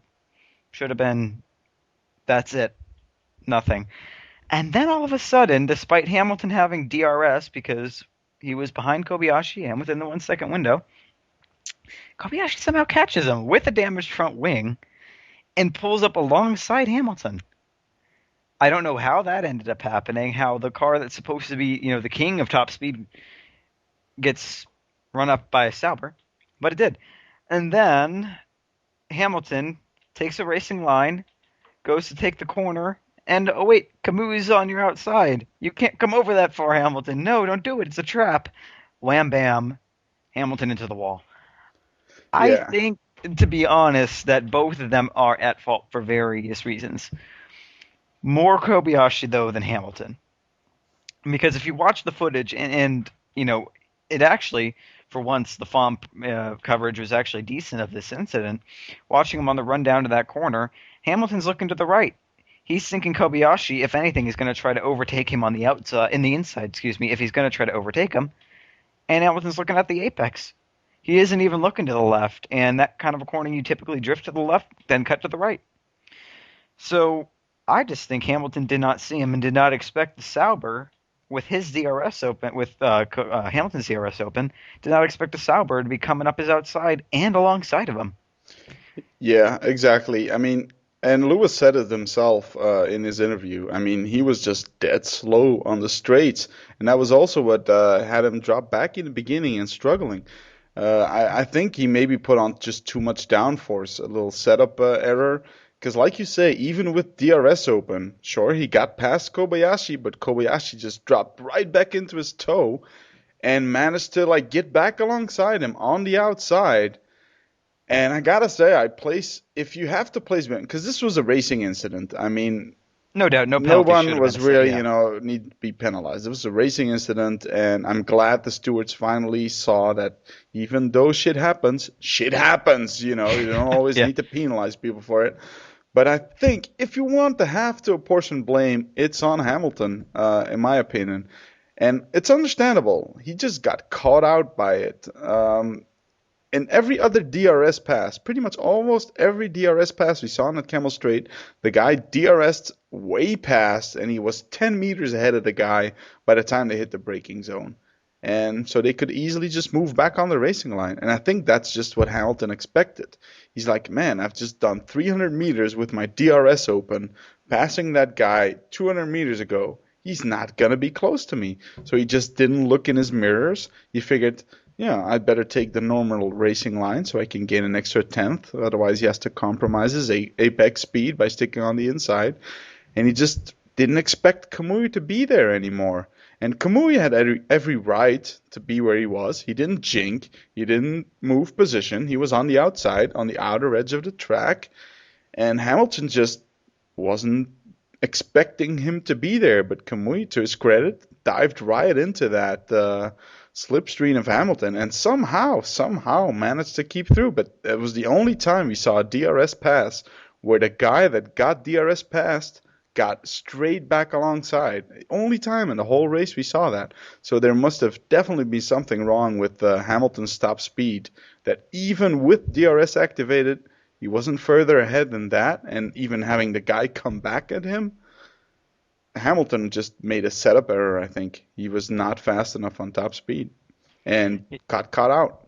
Yeah, and I agree completely. I mean, if there is any blame to apportion, and you could argue that, Kobayashi should have known he was never going to make the pass stick, but at the same time, he has every right to try. I mean, there's nothing to say you can't try to make a pass even if you're not going to make a pass. I mean, why not? Hamilton could have cocked up and Kobayashi would have been in a perfect position to just cruise on by. But yeah, just not checking his mirrors, thought he was clean passed, but he wasn't, and that's what happened. And it's Hamilton was at understandable. fault. Yeah, Hamilton was at fault. He admitted as much later, and that's it. I'm glad there wasn't a penalty for either of them because it was just a racing incident. Yeah, it's It an happens. understandable mistake. Shit happens. basically. Exactly. Yeah, and finally the stewards saw it as like that as well. A racing incident. I was like, what the hell happened to racing incident? Every time there's contact, there's got to be someone to blame. But at least here, Stewart saw the light. Maybe thanks to Nigel Mansell being on there. Who knows? Although the whole Maldonado thing was a bit weird, but we've discussed that in detail. But yeah, something was wrong with Lewis's top speed because all the other DRS passes, they just sailed by. They were 10, 20 meters ahead by the time they hit the braking zone. And here, somehow, Kamui managed to get back alongside. I think just Lewis had way too much downforce that even shedding it with DRS, or maybe just a badly set up 7th gear, that he was hitting the limiter way too soon. I don't know, but I can perfectly understand that Lewis thought he was ahead and that he could just take the normal racing line. I can perfectly understand that because every other DRS pass in the race was like that. But yeah, I just got caught out by it, and a mistake happened. And man, that was a big shunt for Lewis. He seemed to be a bit knocked out by it. I mean, don't think he was unconscious, but he didn't move for 5-6 seconds. He was just sitting there, like taking a breather, Well, yeah, to be fair, I mean, going into a wall, I think, if I calculated correctly, converting from kilometers to miles per hour, which is the only thing I can understand, 220 miles an hour, I would probably take a few... I would probably take a few seconds to collect myself as well, because it could have been fatal. I mean, all the hysterics and dramatics, if he had kept going through that wall, if that Armco did not, his car didn't get reflected and he kept going through, it would have been off with his head. Yeah, Kubica Kubica went, had an Armco, got right through his rally car, and the Armco was damaged. You could see it bent. It just barely held. But thank God for the good safety measures in these cars, because, man, it could have been bad. Could have been bad. So, well, Hamilton's race done for, ruined. Kobayashi's, of course, compromised. He already had a damaged front wing, for which I have no idea how that happened. I think that was from debris. I think he just got caught by debris when everything hit the fan in the first corner. Oh, that's another thing that must have happened around this time, because at some point on the feed, we saw Buemi with a destroyed rear wing hanging just on the side. And it was like, what happened? What happened? Nobody knows. Nobody saw anything. We didn't see it on the feed. Apparently, afterwards with the explanations, apparently Perez hit Buemi in the ass, like hardcore with no lube, and and took off his front wing, basically, and it eventually forced Buemi to retire. It earned Perez a drive-through penalty, but FOM didn't find that necessary to show it to us, which is a pretty important thing to happen in a race, I would think. But nope, we didn't see that. So Hamilton's out, so that's one challenger for the win gone. So at this point, it's like, Fernando's looking okay. The Ferrari's good on the soft tire. But I kind of had this sinking feeling that Mr. Finger Boy was already running away with it. I mean, he was just on it. Blistering or not, the guy just kept pounding the laps in. Very impressive. And to give... I'm one of the guys who gives credence to the argument that Vettel can't overtake. But he did a pretty ballsy move on Rosberg at Blanchimont. The fast, flat-out left on the end of the lap. He just sailed past Rosberg there on Blanchimont. That was pretty impressive. I was closing my eyes expecting that to end in tears. Yeah, I mean, I kind of agree with you that I don't really think Vettel can overtake very well. And to be fair to that argument, it is, while fast, it is a very easy corner to take. It's not like, Eau Rouge, where it's basically grab your balls and hope that you get through it if you're side by side with somebody. Hmm. It's just, up, little left, sailed on best. Still a good move. I'll give props to Hamilton, or not Hamilton. Hamilton's out of the race. I'll give props to Vettel for that one, but at the same time, It's also against a Merc, let's be honest. Yeah. On a corner, which, while they did show great potential and straight line speed, still suffering in those corners. Yeah, they just don't have the downforce. Although, in Monza, it's even more of a top speed track, so who knows? I'm counting on another good performance from the Mercs in Monza. Could be. Might actually see one on the podium. Yeah, but of course, another defining moment in the race with Hamilton hitting the barrier, and there a safety car was called out. So Vettel took max opportunity there and pitted for some new tires, and that's basically what sealed the win for Vettel, in my opinion, there, that safety car, and him basically giving him a free pit stop. I think he ended up behind his teammate Webber, but he basically got right back ahead of him, and Alonso was in the lead. Alonso didn't stop, so that was important as well to note on Ferrari's strategy, that Alonso did not stop at the safety car period. Yeah, I think definitely the race was done when Vettel got the free pit stop, because he was coming in one more time than everyone else, no matter what. The way his tires were, eating themselves, basically, there was no way, with Newey basically having a heart attack and Christian Horner basically having a heart attack, there was no way they were going to stay out for two pit stops even. So it was pretty much a guarantee they were coming in one more time. It was just a matter of when. And luckily for them, unluckily for Hamilton fancied the wall. Out came the safety car, in came the Red Bulls. Yeah, and that sealed Vettel's victory. Basically, at that point, I was like, "Oh, fuck it, the WDC is over. He's won it. That's it." Cried a little bit in my pillow. I was like, "Okay, let's see what JB's got to offer," because Mr. Jensen Button, after the safety car, he came alive. Man, he was on fire. He passed. What was he? He passed Schumacher, he passed Sutil, he passed Massa. Who didn't he pass is the better question. And what passes they were as well. I mean, some of them, they weren't all just DRS bullshit passes. Some of those passes were really nice. I think, who did he pass? Was it Sutil on the bus stop? No, it was Schumacher, I think. No, Massa on the outside. Yeah, Massa, Felipe, baby. That was insane. On the outside of the bus stop chicane. And another overtake that was even before that pit stop, I think, where he took Perez and Petrov, 2 spots in one go in turn 1. Man, Button is the overtake king of this season. He has statistically the most overtakes, but he does it in style. Jesus. Yeah, it's almost as if when Lewis got out of the race, they went, "Well, you're our last chance, Jensen. Just go for it this time." Just kick and ass. Go for it. He did. That was insane. He went for it, and from P13 to eventually a podium finish in P3, mildly impressive.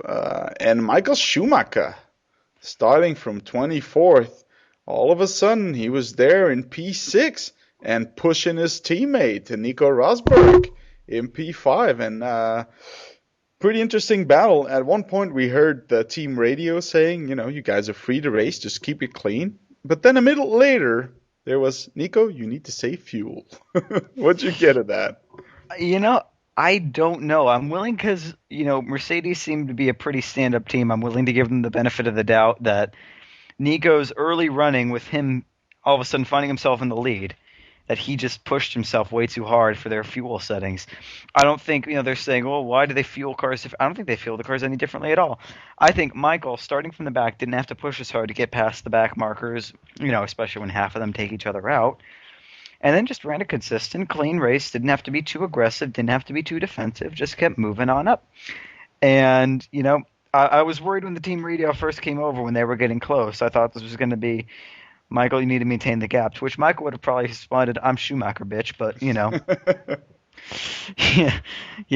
knows all about teammates maintaining gaps to him. But That's another story for another day.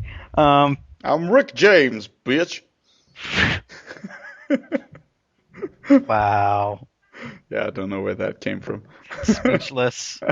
My train of thought just derailed. Anyway, trying to remember what I was. Oh yeah, so Schumacher, yeah, passing Schumacher. Rosberg. All about Schumacher and Rosberg. So I thought it was going to be a you need to maintain the gap, but it wasn't, and I was happy about that.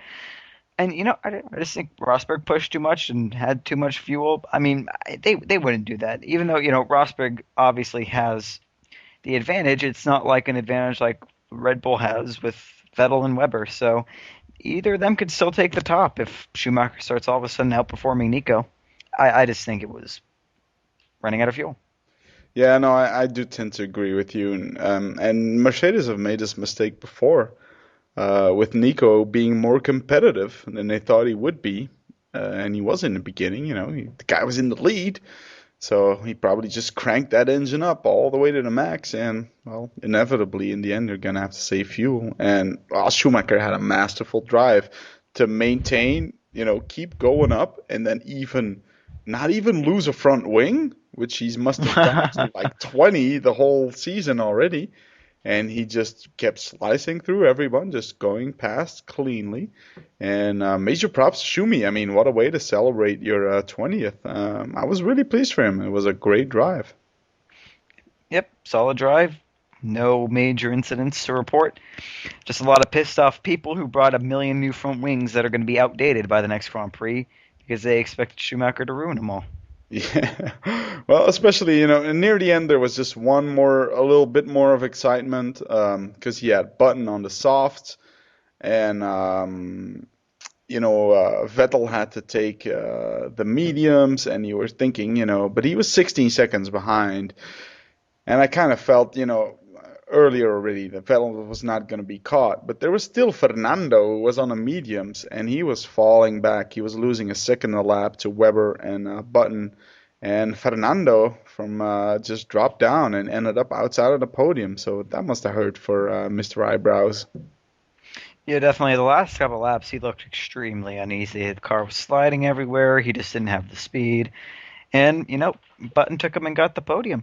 So major props to JB. If the race had gone on for much longer, he might have ended up on the top step. You never know. He definitely had the pace to do it. Webber was catching Vettel, and Jensen was catching them both. So could have been a different order had we had another, say, 5-6 laps, but we didn't. And third place isn't nothing to sneeze at when you start in 13th and you have your teammate find the Armco. Yeah, definitely. I mean, Button got the most out of what he couldn't have gotten this race, I think.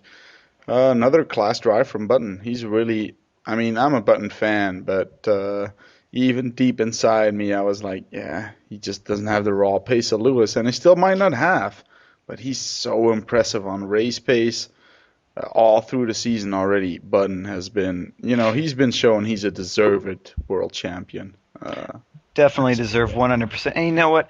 I think because of my Lewis fandom as it is, with my posters and everything, I don't give Button enough credit. I mean, that's the main reason why I love McLaren so much. You have two drivers who are completely opposite driving style. One cool, calculated, always observing everything, and the other willing to take any and all risk to get ahead, and usually making it work. And yet the two of them just push each other so much. Neither of them will bend over for the other. It's straight up Jensen Button, and right now Button, I think, is the stronger driver. Lewis might have the pace in 2011, but he does not have the consistency and to be fair, the luck either. A lot of it, while it is Lewis's inconsistencies, a lot of it does come down to luck, and it's just something that he can't find this year. I think this year, at least for McLaren, is going to be Jensen Button's year. Yeah, definitely Jensen's pulling it towards him, and he's had his share of bad luck, the falling off wheel and the hydraulics failure and everything. I mean, Lewis's DNFs, which have only been 2. There was Canada. What he thinks, and, there was just Canada and this one.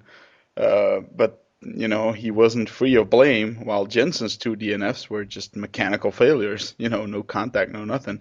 So, definitely Jensen is mightily impressive in that McLaren. I wouldn't have expected it 2 years ago when he signed for McLaren. I thought, he's just going to get gobbled up by Lewis, but no, to all his credit, definitely made there. So that made for a pretty boring run to the last laps.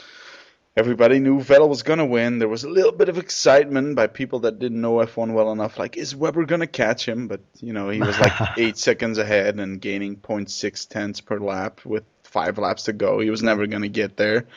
And Vettel took the win. And I'm not a Vettel fan, but what an emphatic win. He's my driver of the day. Way to go to, silence all the critics. Crush all of everybody's hopes of a tight WDC near the end. The guy was on it all weekend, flawless despite all the tire drama, the nice passes in the race, the Blanchimont and Rosberg. Vettel, even though I hate to say it, he's my driver of the weekend. I mean, way to rub it in, finger boy. My driver of the weekend would have to be another fellow German, not Vettel, although I will give him credit. I am not a Vettel fan in the slightest, but if he keeps races like this, where he is just consistent, where he is perfect, where he's not running away with it, but where he just builds himself a gap gradually over the race, keeps his head about him, I'll be perfectly fine with him as WDC in that case. Now, if the rest of these races are we watch Vettel stream ahead 20 seconds ahead, no, I won't. Yeah. But hey, you know what? If he beats everybody in a fair fight, I'm fine with that. But my driver of the day had to be Michael Schumacher.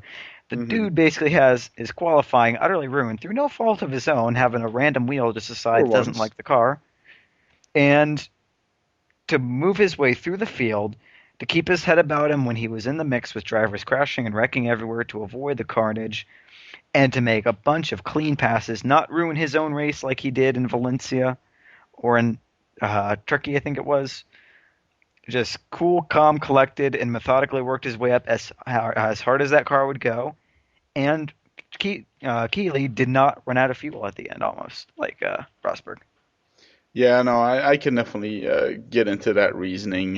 Schumacher would have been a close second. It was hard to choose, because I had Button there as well, who did a very excellent race with a damaged car. Let's not forget, there's stuff happening in lap 1, damaged his car. But yeah, it's the first time this year I would have given it to Vettel, because it was so impressive. The guy, people were expecting Red Bull to be weak, and he hadn't won since Valencia, the whole summer, and the guy just comes out and he's like, "What now, bitches? I'm the man." And the key. Very impressive. I'm not a fan of Vettel. I doubt I'll ever be, but this kid is something special. Definitely. The key will be, though, is, and you could say what if until, the second coming, but what if Vettel or what if Hamilton had not gone off? Because Hamilton, I think, even with his slow speed on the straights, he showed that he could work it out. He had good pace, and he was catching. I think that Hamilton could have took it to him had he not wrecked, but he did, and so that didn't happen. Monza, I know a lot of people, including you, are saying that he crushed hopes of a close WDC. I think that's actually going to hold out until Monza. I think if the McLarens fail to perform, or the Ferraris even, Alonso is close as well. If the McLarens or Ferraris fail to take it to the Red Bulls in Monza, WDC over. Done. Vettel wins.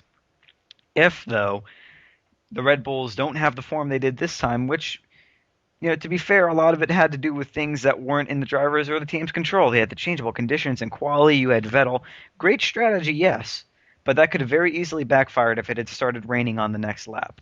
Or if there hadn't been the safety car. So, yeah. Yeah, okay. in qualifying, or the safety car. And so a lot of things did play into Vettel's hands. Not to take anything away from him. It was a solid drive, a good performance, and I applaud him for that.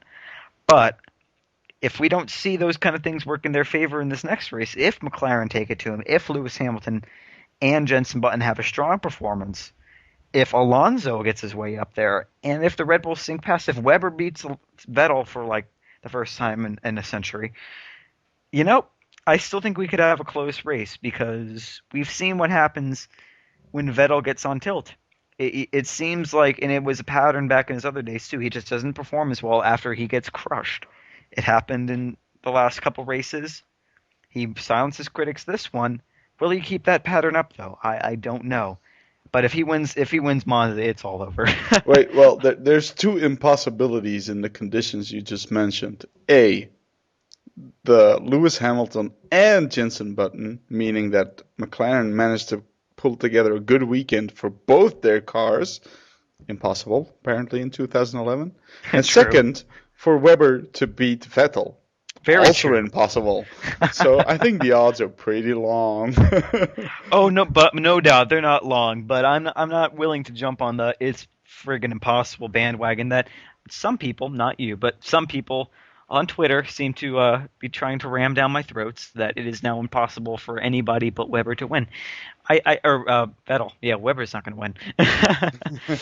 We can count Webber out, even though he is, mathematically. Well, he won't be allowed to. Let's just put it that way. Mark, you need to maintain the gap. No, you don't want to. We have a kill switch. Suck it.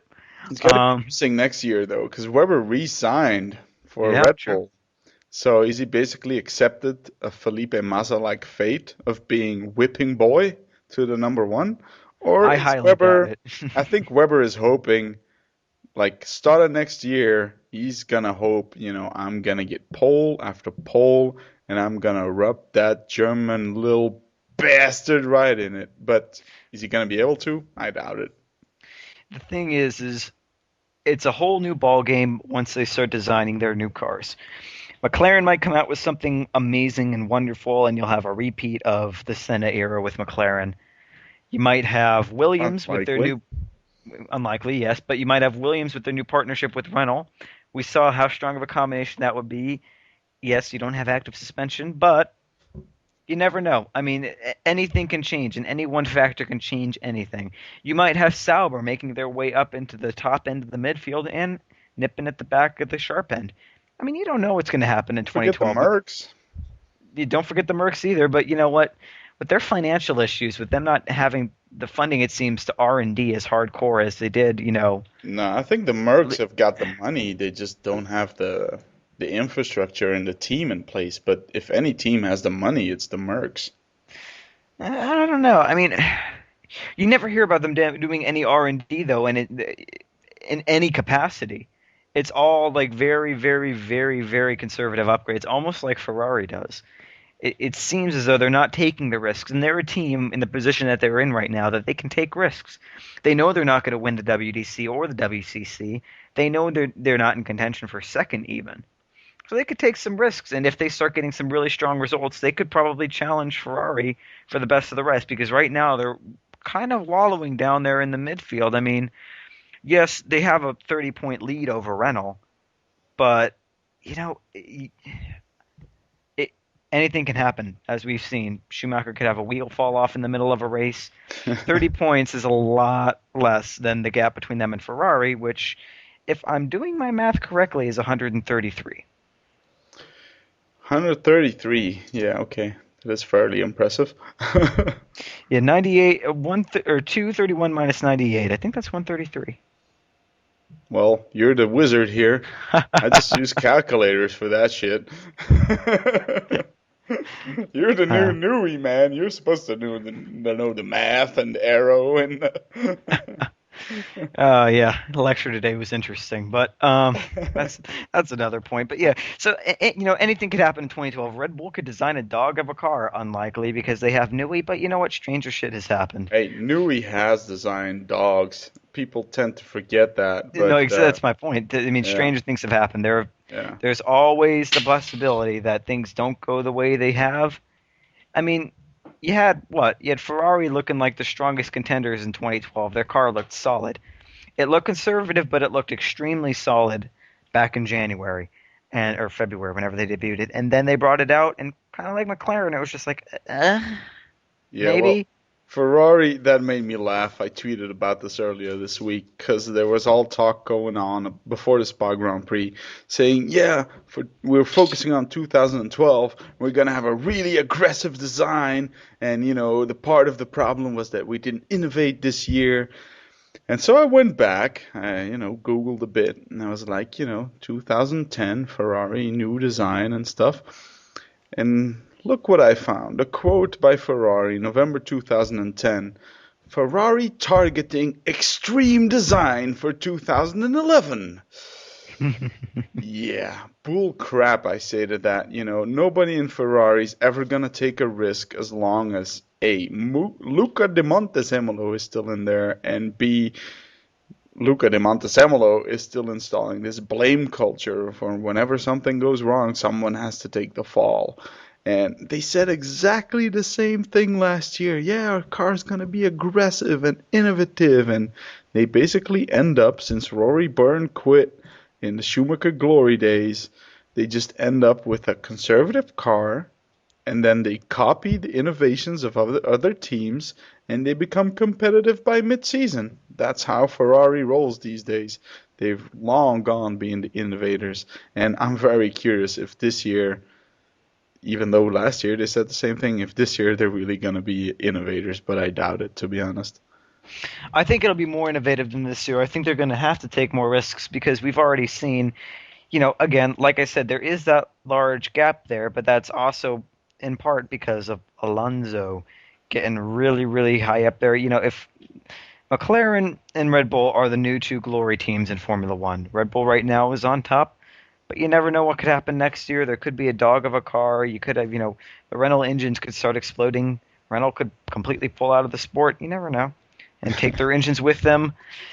You don't know what's going to happen. It's Formula One. Anything can happen in the blink of an eye.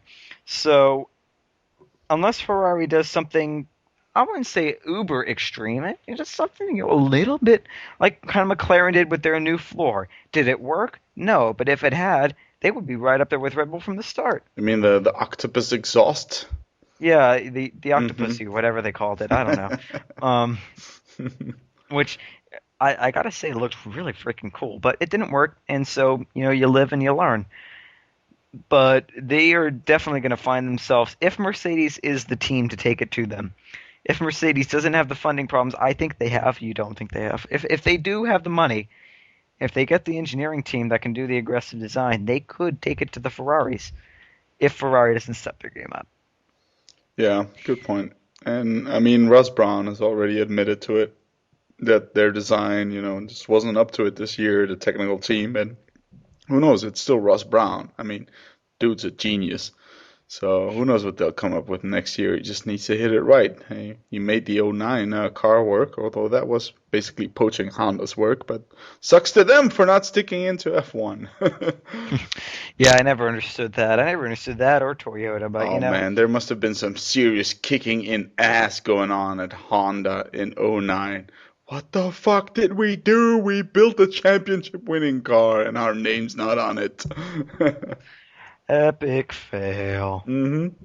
So, wrapping this up, let's go to our scientifically developed alternate WDC standings. How about that? That sounds like a fantastic idea. Let's sounds do like that. Fun, don't it? So, as per usual, let's explain this quickly here again. We have the Backmarkers F1 alternate standings. We basically divide everyone up in three parts, the top dogs, the midfield, and the backmarkers.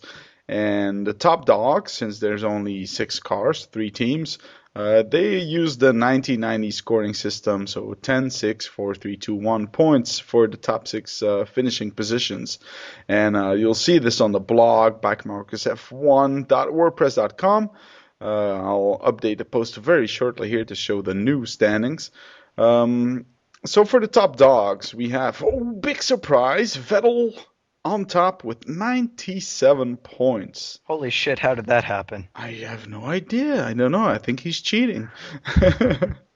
And he's still got the TCS. And contrary to before the preseason break, Webber, who still hasn't got any wins, is at 46 points, so he's in P2 now as well in our alternate standings, even though before this race he was only down in 5th. So 46 points for Webbo.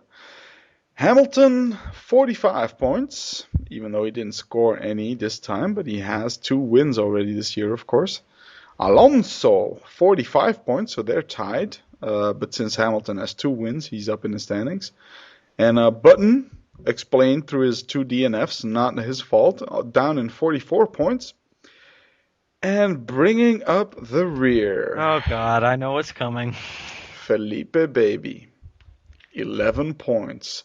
Scored no points this outing in Spa either. 0 points because he finished in P8.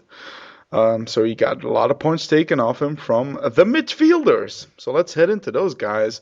Again, no surprise, I guess, that Rosberg is dominating that championship. He got a solid second place here in the championship. He's got 18 points extra, so that puts him at 191. His teammate is closing the gap a little bit with his great performance. Schumi, 143 points now. So he's not close. I mean, Rosberg's still dominating that championship, but at least Schumi closed down the gap a little bit. That's all. And a bit surprising though is who's in third now. It's Adrian Sutil.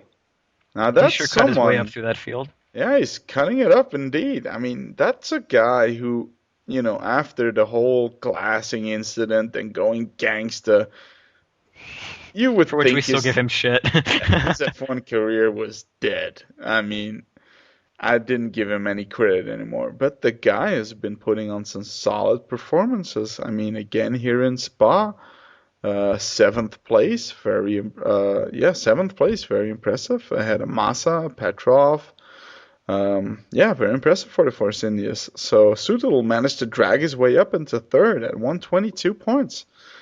Sutil, the guy might actually save his seat.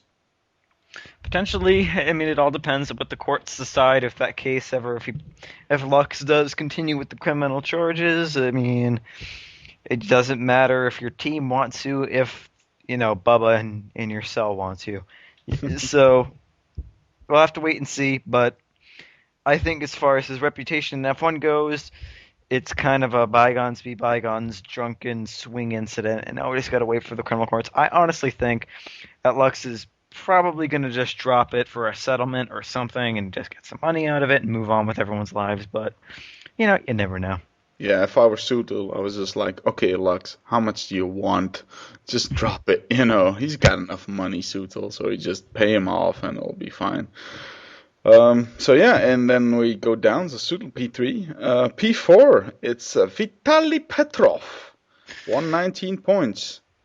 Yeah, Petrov putting in solid results, even though he's our favorite whipping boy, along with Felipe on this show. Give him credit where credit's due. Doing a solid job, not making the mistakes he did last year. I'm not sure I agree 100%. Really? Q3, what happened? He messed up. He had a spin. Destroyed his tires, ended up in P10. He was in P8 on the penultimate lap, with Felipe Massa 13 seconds behind. I forgot about his brakes. What happened to Vitaly? Well, see, I wouldn't know because the FOM people decided not to show any camera footage, so I'm ignorantly, I'm blissfully ignorant to that. Yeah, and as would we all if we didn't read the official Lotus Renault GP post-race reports. Now featuring Nick Heidfeld once more. Yes, 404. But yeah, Vitaly apparently had his front brakes completely cooked. They were dead. And he spun. That's what we heard, because like you said, FOM feed sucks and doesn't show us anything. But like we heard, Vitaly apparently spun on the bus stop chicane, so the very last corner of the final lap spun, which allowed Massa through into P8, and he managed to recover to P9 because the rest, Maldonado was too far back.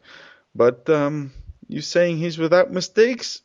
I tend to disagree. I mean, he botched his Q3, and okay, he had brake failure, but was it maybe because of his driving style that his brakes failed? Who knows?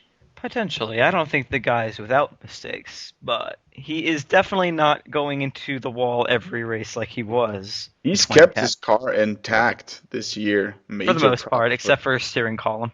Yeah, and a little Dukes of Hazzard moment, indeed. But for the most part, I mean, compared to last year, he's improved. Let's just put it like that. I still don't think he's ever going to be a major talent, but he's improved. Got to give him that, definitely. And in P10, Pastor Maldonado, aka the Hitman, aka Rapist Face. First Yeah, I points, mean, one.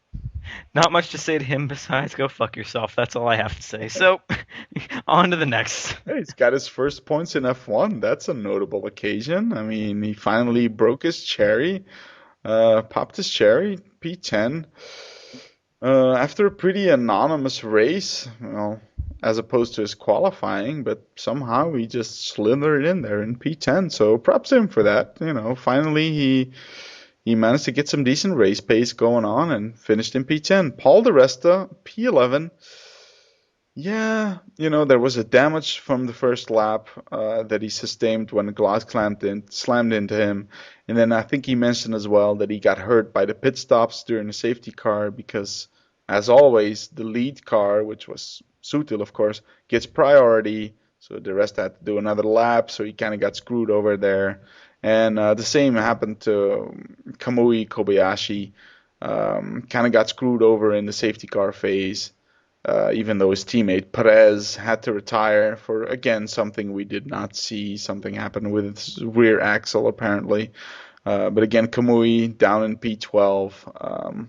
I'm sure the Saubers expected better from that. They seem to be sliding back a little bit, so they're going to have a tough challenge on their hands. It'll be interesting, yeah. I mean, they basically took off in the middle part of before the summer break. They were consistently getting themselves up there, fighting with the midfielders, even giving some of the sharpeners a bit of a run for their money. But in the end, it seems now that they're slipping back. But you know what? To be fair, I think they've reached a point where they realize they don't have to do that anymore. They're fighting Force India. They're 3 points ahead, but they're not going to catch Renault probably with them having double the points. Toro Rosso's down 13 points on them. So 6, 7, and 8 is all within contention, but they don't need to develop as aggressively as they did before. They don't need to be blisteringly fast. I think that their thought process is, let's pull back and develop the 2012 car to be as insane as we can possibly make it, as fast as we can possibly make it. And, just keep up solid performances, finish, get some decent points, and we'll end 2011, it is 2011 after all, in 6th place, unless Renault, just start exploding left and right, in which case they might get 5th, but chances of that, with Heifeld out of the car, pretty slim. Yeah. And so after Kamui, there's Bruno Senna, who I guess finished the race. That's something. I love how understated you make that. He finished the race, and water is wet. Yes, indeed. I mean, he was struggling after his first lap incident. He just almost couldn't get by the Lotuses and stuff. I mean, I was watching the Formula One live timing, and Senna just kept getting mired in the backfield. But major props to the Lotus Renaults, the real Team Lotus guys, although they're not that real either, but realer than the Lotus Renault GP guys. It's almost real. Yeah, almost real. But they kept touch with the midfield. Whenever there's a wounded midfield guy, the Team Lotus guys are there to pounce on him. I mean, they almost got through the end of the race on the lead lap. They only got lapped by lap 42 or 44 or something, really near the end. And of course, it's helped by the safety car and by the fact that Spa is just a really long lap. But that must have been a big high for them, just not to have their race ruined by having to move over for blue flags all the time. And yet again, let's first head into, our midfielders' alternate standings. We didn't get to the end yet now, did we? No, we didn't. There's still one guy down there. Yeah, so, there's a few more. So Heidfeld still in 6th with 116, although he's not going to get much more points probably, unless the court case goes his ways. Then there's a big gap towards di Resta, 87. Buemi, 85, didn't score. Agaswari, 73, didn't score. Perez, 54, didn't score. Rubinho, 48, didn't score. But Pastor Maldonado, a.k.a. Mr. the Rapist Face, he got a big haul of 10 points today, so he's up to 16. So Moving Mr. on up. Maldonado is moving on up finally. Still way, way behind his teammate, and still way, way behind. Oh, Williams F1. But let's not talk about that. I'm gonna kill myself if we talk about that now.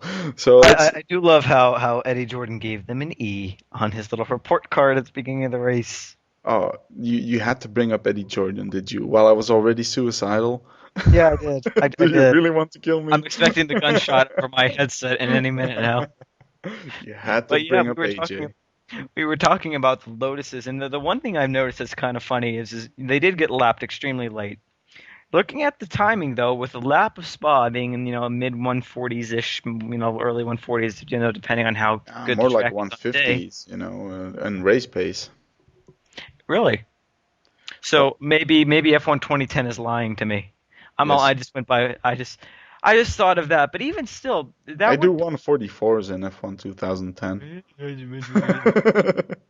Yes. Anyway, before this On expert mode. Yes. So do I, and I race with the controller. I don't have a steering wheel for the 360, but that's a different point. But that would put truly, even if he just got lapped at the end, only 18 seconds behind Senna in a Renault, and 19 seconds behind Kobayashi in the Sauber. So Lotuses, to their credit, had an extremely good race pace.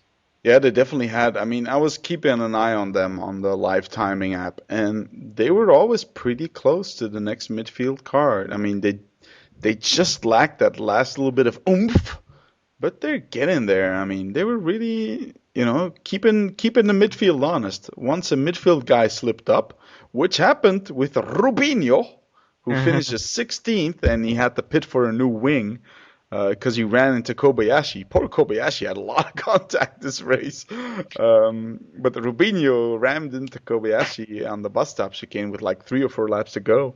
And yeah, whenever a midfielder slips up, Lotus is starting to be there to pick up the pieces. Yeah, nothing to say about that besides that. I mean, hopefully their next car will be a midfield contender, and we can actually have some more action towards the back end of the midfield, with Williams being a spectacular failure, Renault being an explosive failure, and one of the other guys, almost always from the other teams, somebody always has a mess up, maybe at Force India or Sauber. So, never know. Don't forget the Virgins. I mean, yeah, they're a bit of a laughing stock. Not as much as the HRTs, but the Virgins they're have behind the McLaren HRT partnerships. They are behind the HRT and the WCC, though, so you say that, but... It's just thanks to the fucking crazy race in Canada and the weird fucked up way that the FIA counts the WDC standings. Because, no way, the HRT is a worse car than the Virgin, and everybody fucking knows it. HRT is probably one of the worst cars ever made, but... They barely beat the GP2 cars on pure pace. I went back, I actually looked at this today. I went back to the latest dry race because it was hard to compare, the last couple of races because it was wet and the GP2 was drowning and, so you couldn't really compare times. But Valencia was the last race where the times were kind of comparable. The weather was pretty much comparable. And the HRTs were like 2 seconds up on the pole man in GP2. 2 seconds. That's all. Now that's embarrassing. I'm sorry. That's just embarrassing. But yeah, like you said, HRT are 11th in the WDC standings, thanks to Liuzzi's 13th place in Canada. But hey, my competitor, Jerome D'Ambrosio, he managed to beat Timo Glock for the first time in quite a while, aided by Glock's, let's say, over-optimistic move on the Resta earlier on, forcing him to pit for a new nose. But hey, still, Jerome beat Glock. That's all I'm taking away from that. Yep, solid drive from Jerome. Home Grand Prix, good job. Glock, not so much. Don't know if he doesn't like, the curry he ate the night before, but he seemed to have it in for the Force Indias. Yeah, he was, again, credit to the guy. Put his hand up on Twitter, I think, as well. He said, I'm sorry, my mistake. I apologize to Paul for basically ruining his race. Optimistic. But you gotta give it to the guy. I mean, he's a top class driver in a back of the field car. if he gets a sniff of passing someone, he's gonna want to do it, because the rest of the race he just spends looking for blue flags, basically. Flags. I was about to say, please, Steve, correct yourself the there, because intention. otherwise I'm going to jump all over you. But Belgium is the land of the Smurfs as well, so. Oh boy, here we go. So yeah, and bring up the rear. That was one hell of a segue. With Antonio Liuzzi. 19th, couldn't really challenge the Virgins. But one more shout out to Daniel Ricciardo, or Ricciardo, as he likes to say. He was ahead of all the backmarkers, and then he had to retire for some undisclosed issue with the rear. Maybe not enough lube, I don't know. Yeah, I don't know. He maybe just decided to take a blue Smurf a little too far, and shit happens. But yeah, only got to see just him basically going around very slowly and then pulling off, and then it was all back to the watch the cars go around in a circle instead of shifting to a replay of what happened to him, forcing him out of the race. But that's another story. Yeah, plus HRT, as usual, never really released any details on what happened to him. Why did he retire? It was something with the rear of the car. Like, okay, yeah, so that's basically the engine, the gearbox, the rear wing, the tires, the suspension, take transmission, something in the rear of the car, which is basically 90% of the car. The car, yeah. But he was impressive. I mean, he sucked in qualifying. He was 2 seconds almost down on Liuzzi. And I was almost surprised that he got the waiver for the 107% rule. But of course, since D'Ambrosio and Liuzzi and Ricciardo and Schumacher didn't make it, I guess they just got waved by. But Ricciardo was way off the pace in quali, but then he probably took advantage of the first lap mayhem, got ahead of pretty much everybody, and he was doing good. I mean, he was trying to hold off the Lotuses, didn't quite manage, but he was definitely ahead of the Virgins, and then he retired. But Ricciardo seemed to have a good race until whatever happened. Yeah, something. Well, we'll just say technical difficulties. Maybe he was getting in the way of an SRT, and they decided, or STR rather, and moved him over. Yeah, probably. I mean, it must have been disappointing for him because he was going good for the race. So let's check out quickly here the Backmarkers F1 Alternate Championship standings. And yet again, truly, even though he gets out qualified, finishes ahead. If I remember correctly. Actually, I have to check this now. Yeah, truly finished ahead of Kovalainen yet again. Technical difficulties, folks. So, so he wins the Backmarkers stand. So that's 10 points for him again. Heikki in second. Jerome finishing ahead of his teammate. So 4 points to 3 for Glock. Antonio 2, and Ricardo gets nothing because he had to retire. Bitch! So that was in the Driver Championship. Truly getting the lead a bit here. 65 points to 58 for Covey. So, 7 points lead. It's getting there, and very surprising, I must say. Timo Glock still ahead of Jerome, but he nabbed him back by 1 point. So that's 52 for Timo, 49 for Jerome. Vitantonio in pretty much no man's land at 28 points. Carter Kane and Ricardo, 12 points, and Karun, 2 points. But Ricardo probably would have outscored his teammate had he not had these strange trouble at the rear. Yeah, but, trouble with your rear is a good way to ruin your day. Yeah, definitely. I need a donut to sit on, that's for sure. Okay, let's before we dive further into debauchery on the Backmarkers F1 podcast, how about we wrap this one up? We've got the Monza Grand Prix coming up. We discussed this a little bit before. I myself am going to go through big changes. I'm basically moving to Nigeria next week, which is going to be pretty interesting. So if you notice a downturn in audio quality, that's because I'm freaking in Nigeria when I'm talking to Matt. And on the other hand, I'm looking forward to more of that. Make sure you stay tuned to check out the blog. Check us out on Twitter. And yeah, basically that's it. What's up, man? You got any more parting thoughts? Did you figure out how to save Renault already, or the HRT shark fin? Well, I've decided that Ren will be on saving, and I won't waste any more time thinking about it. As far as HRT goes, I think they're probably better if they just run no car at all. They'll probably be faster. Hey, they could get the Dams car from GP2.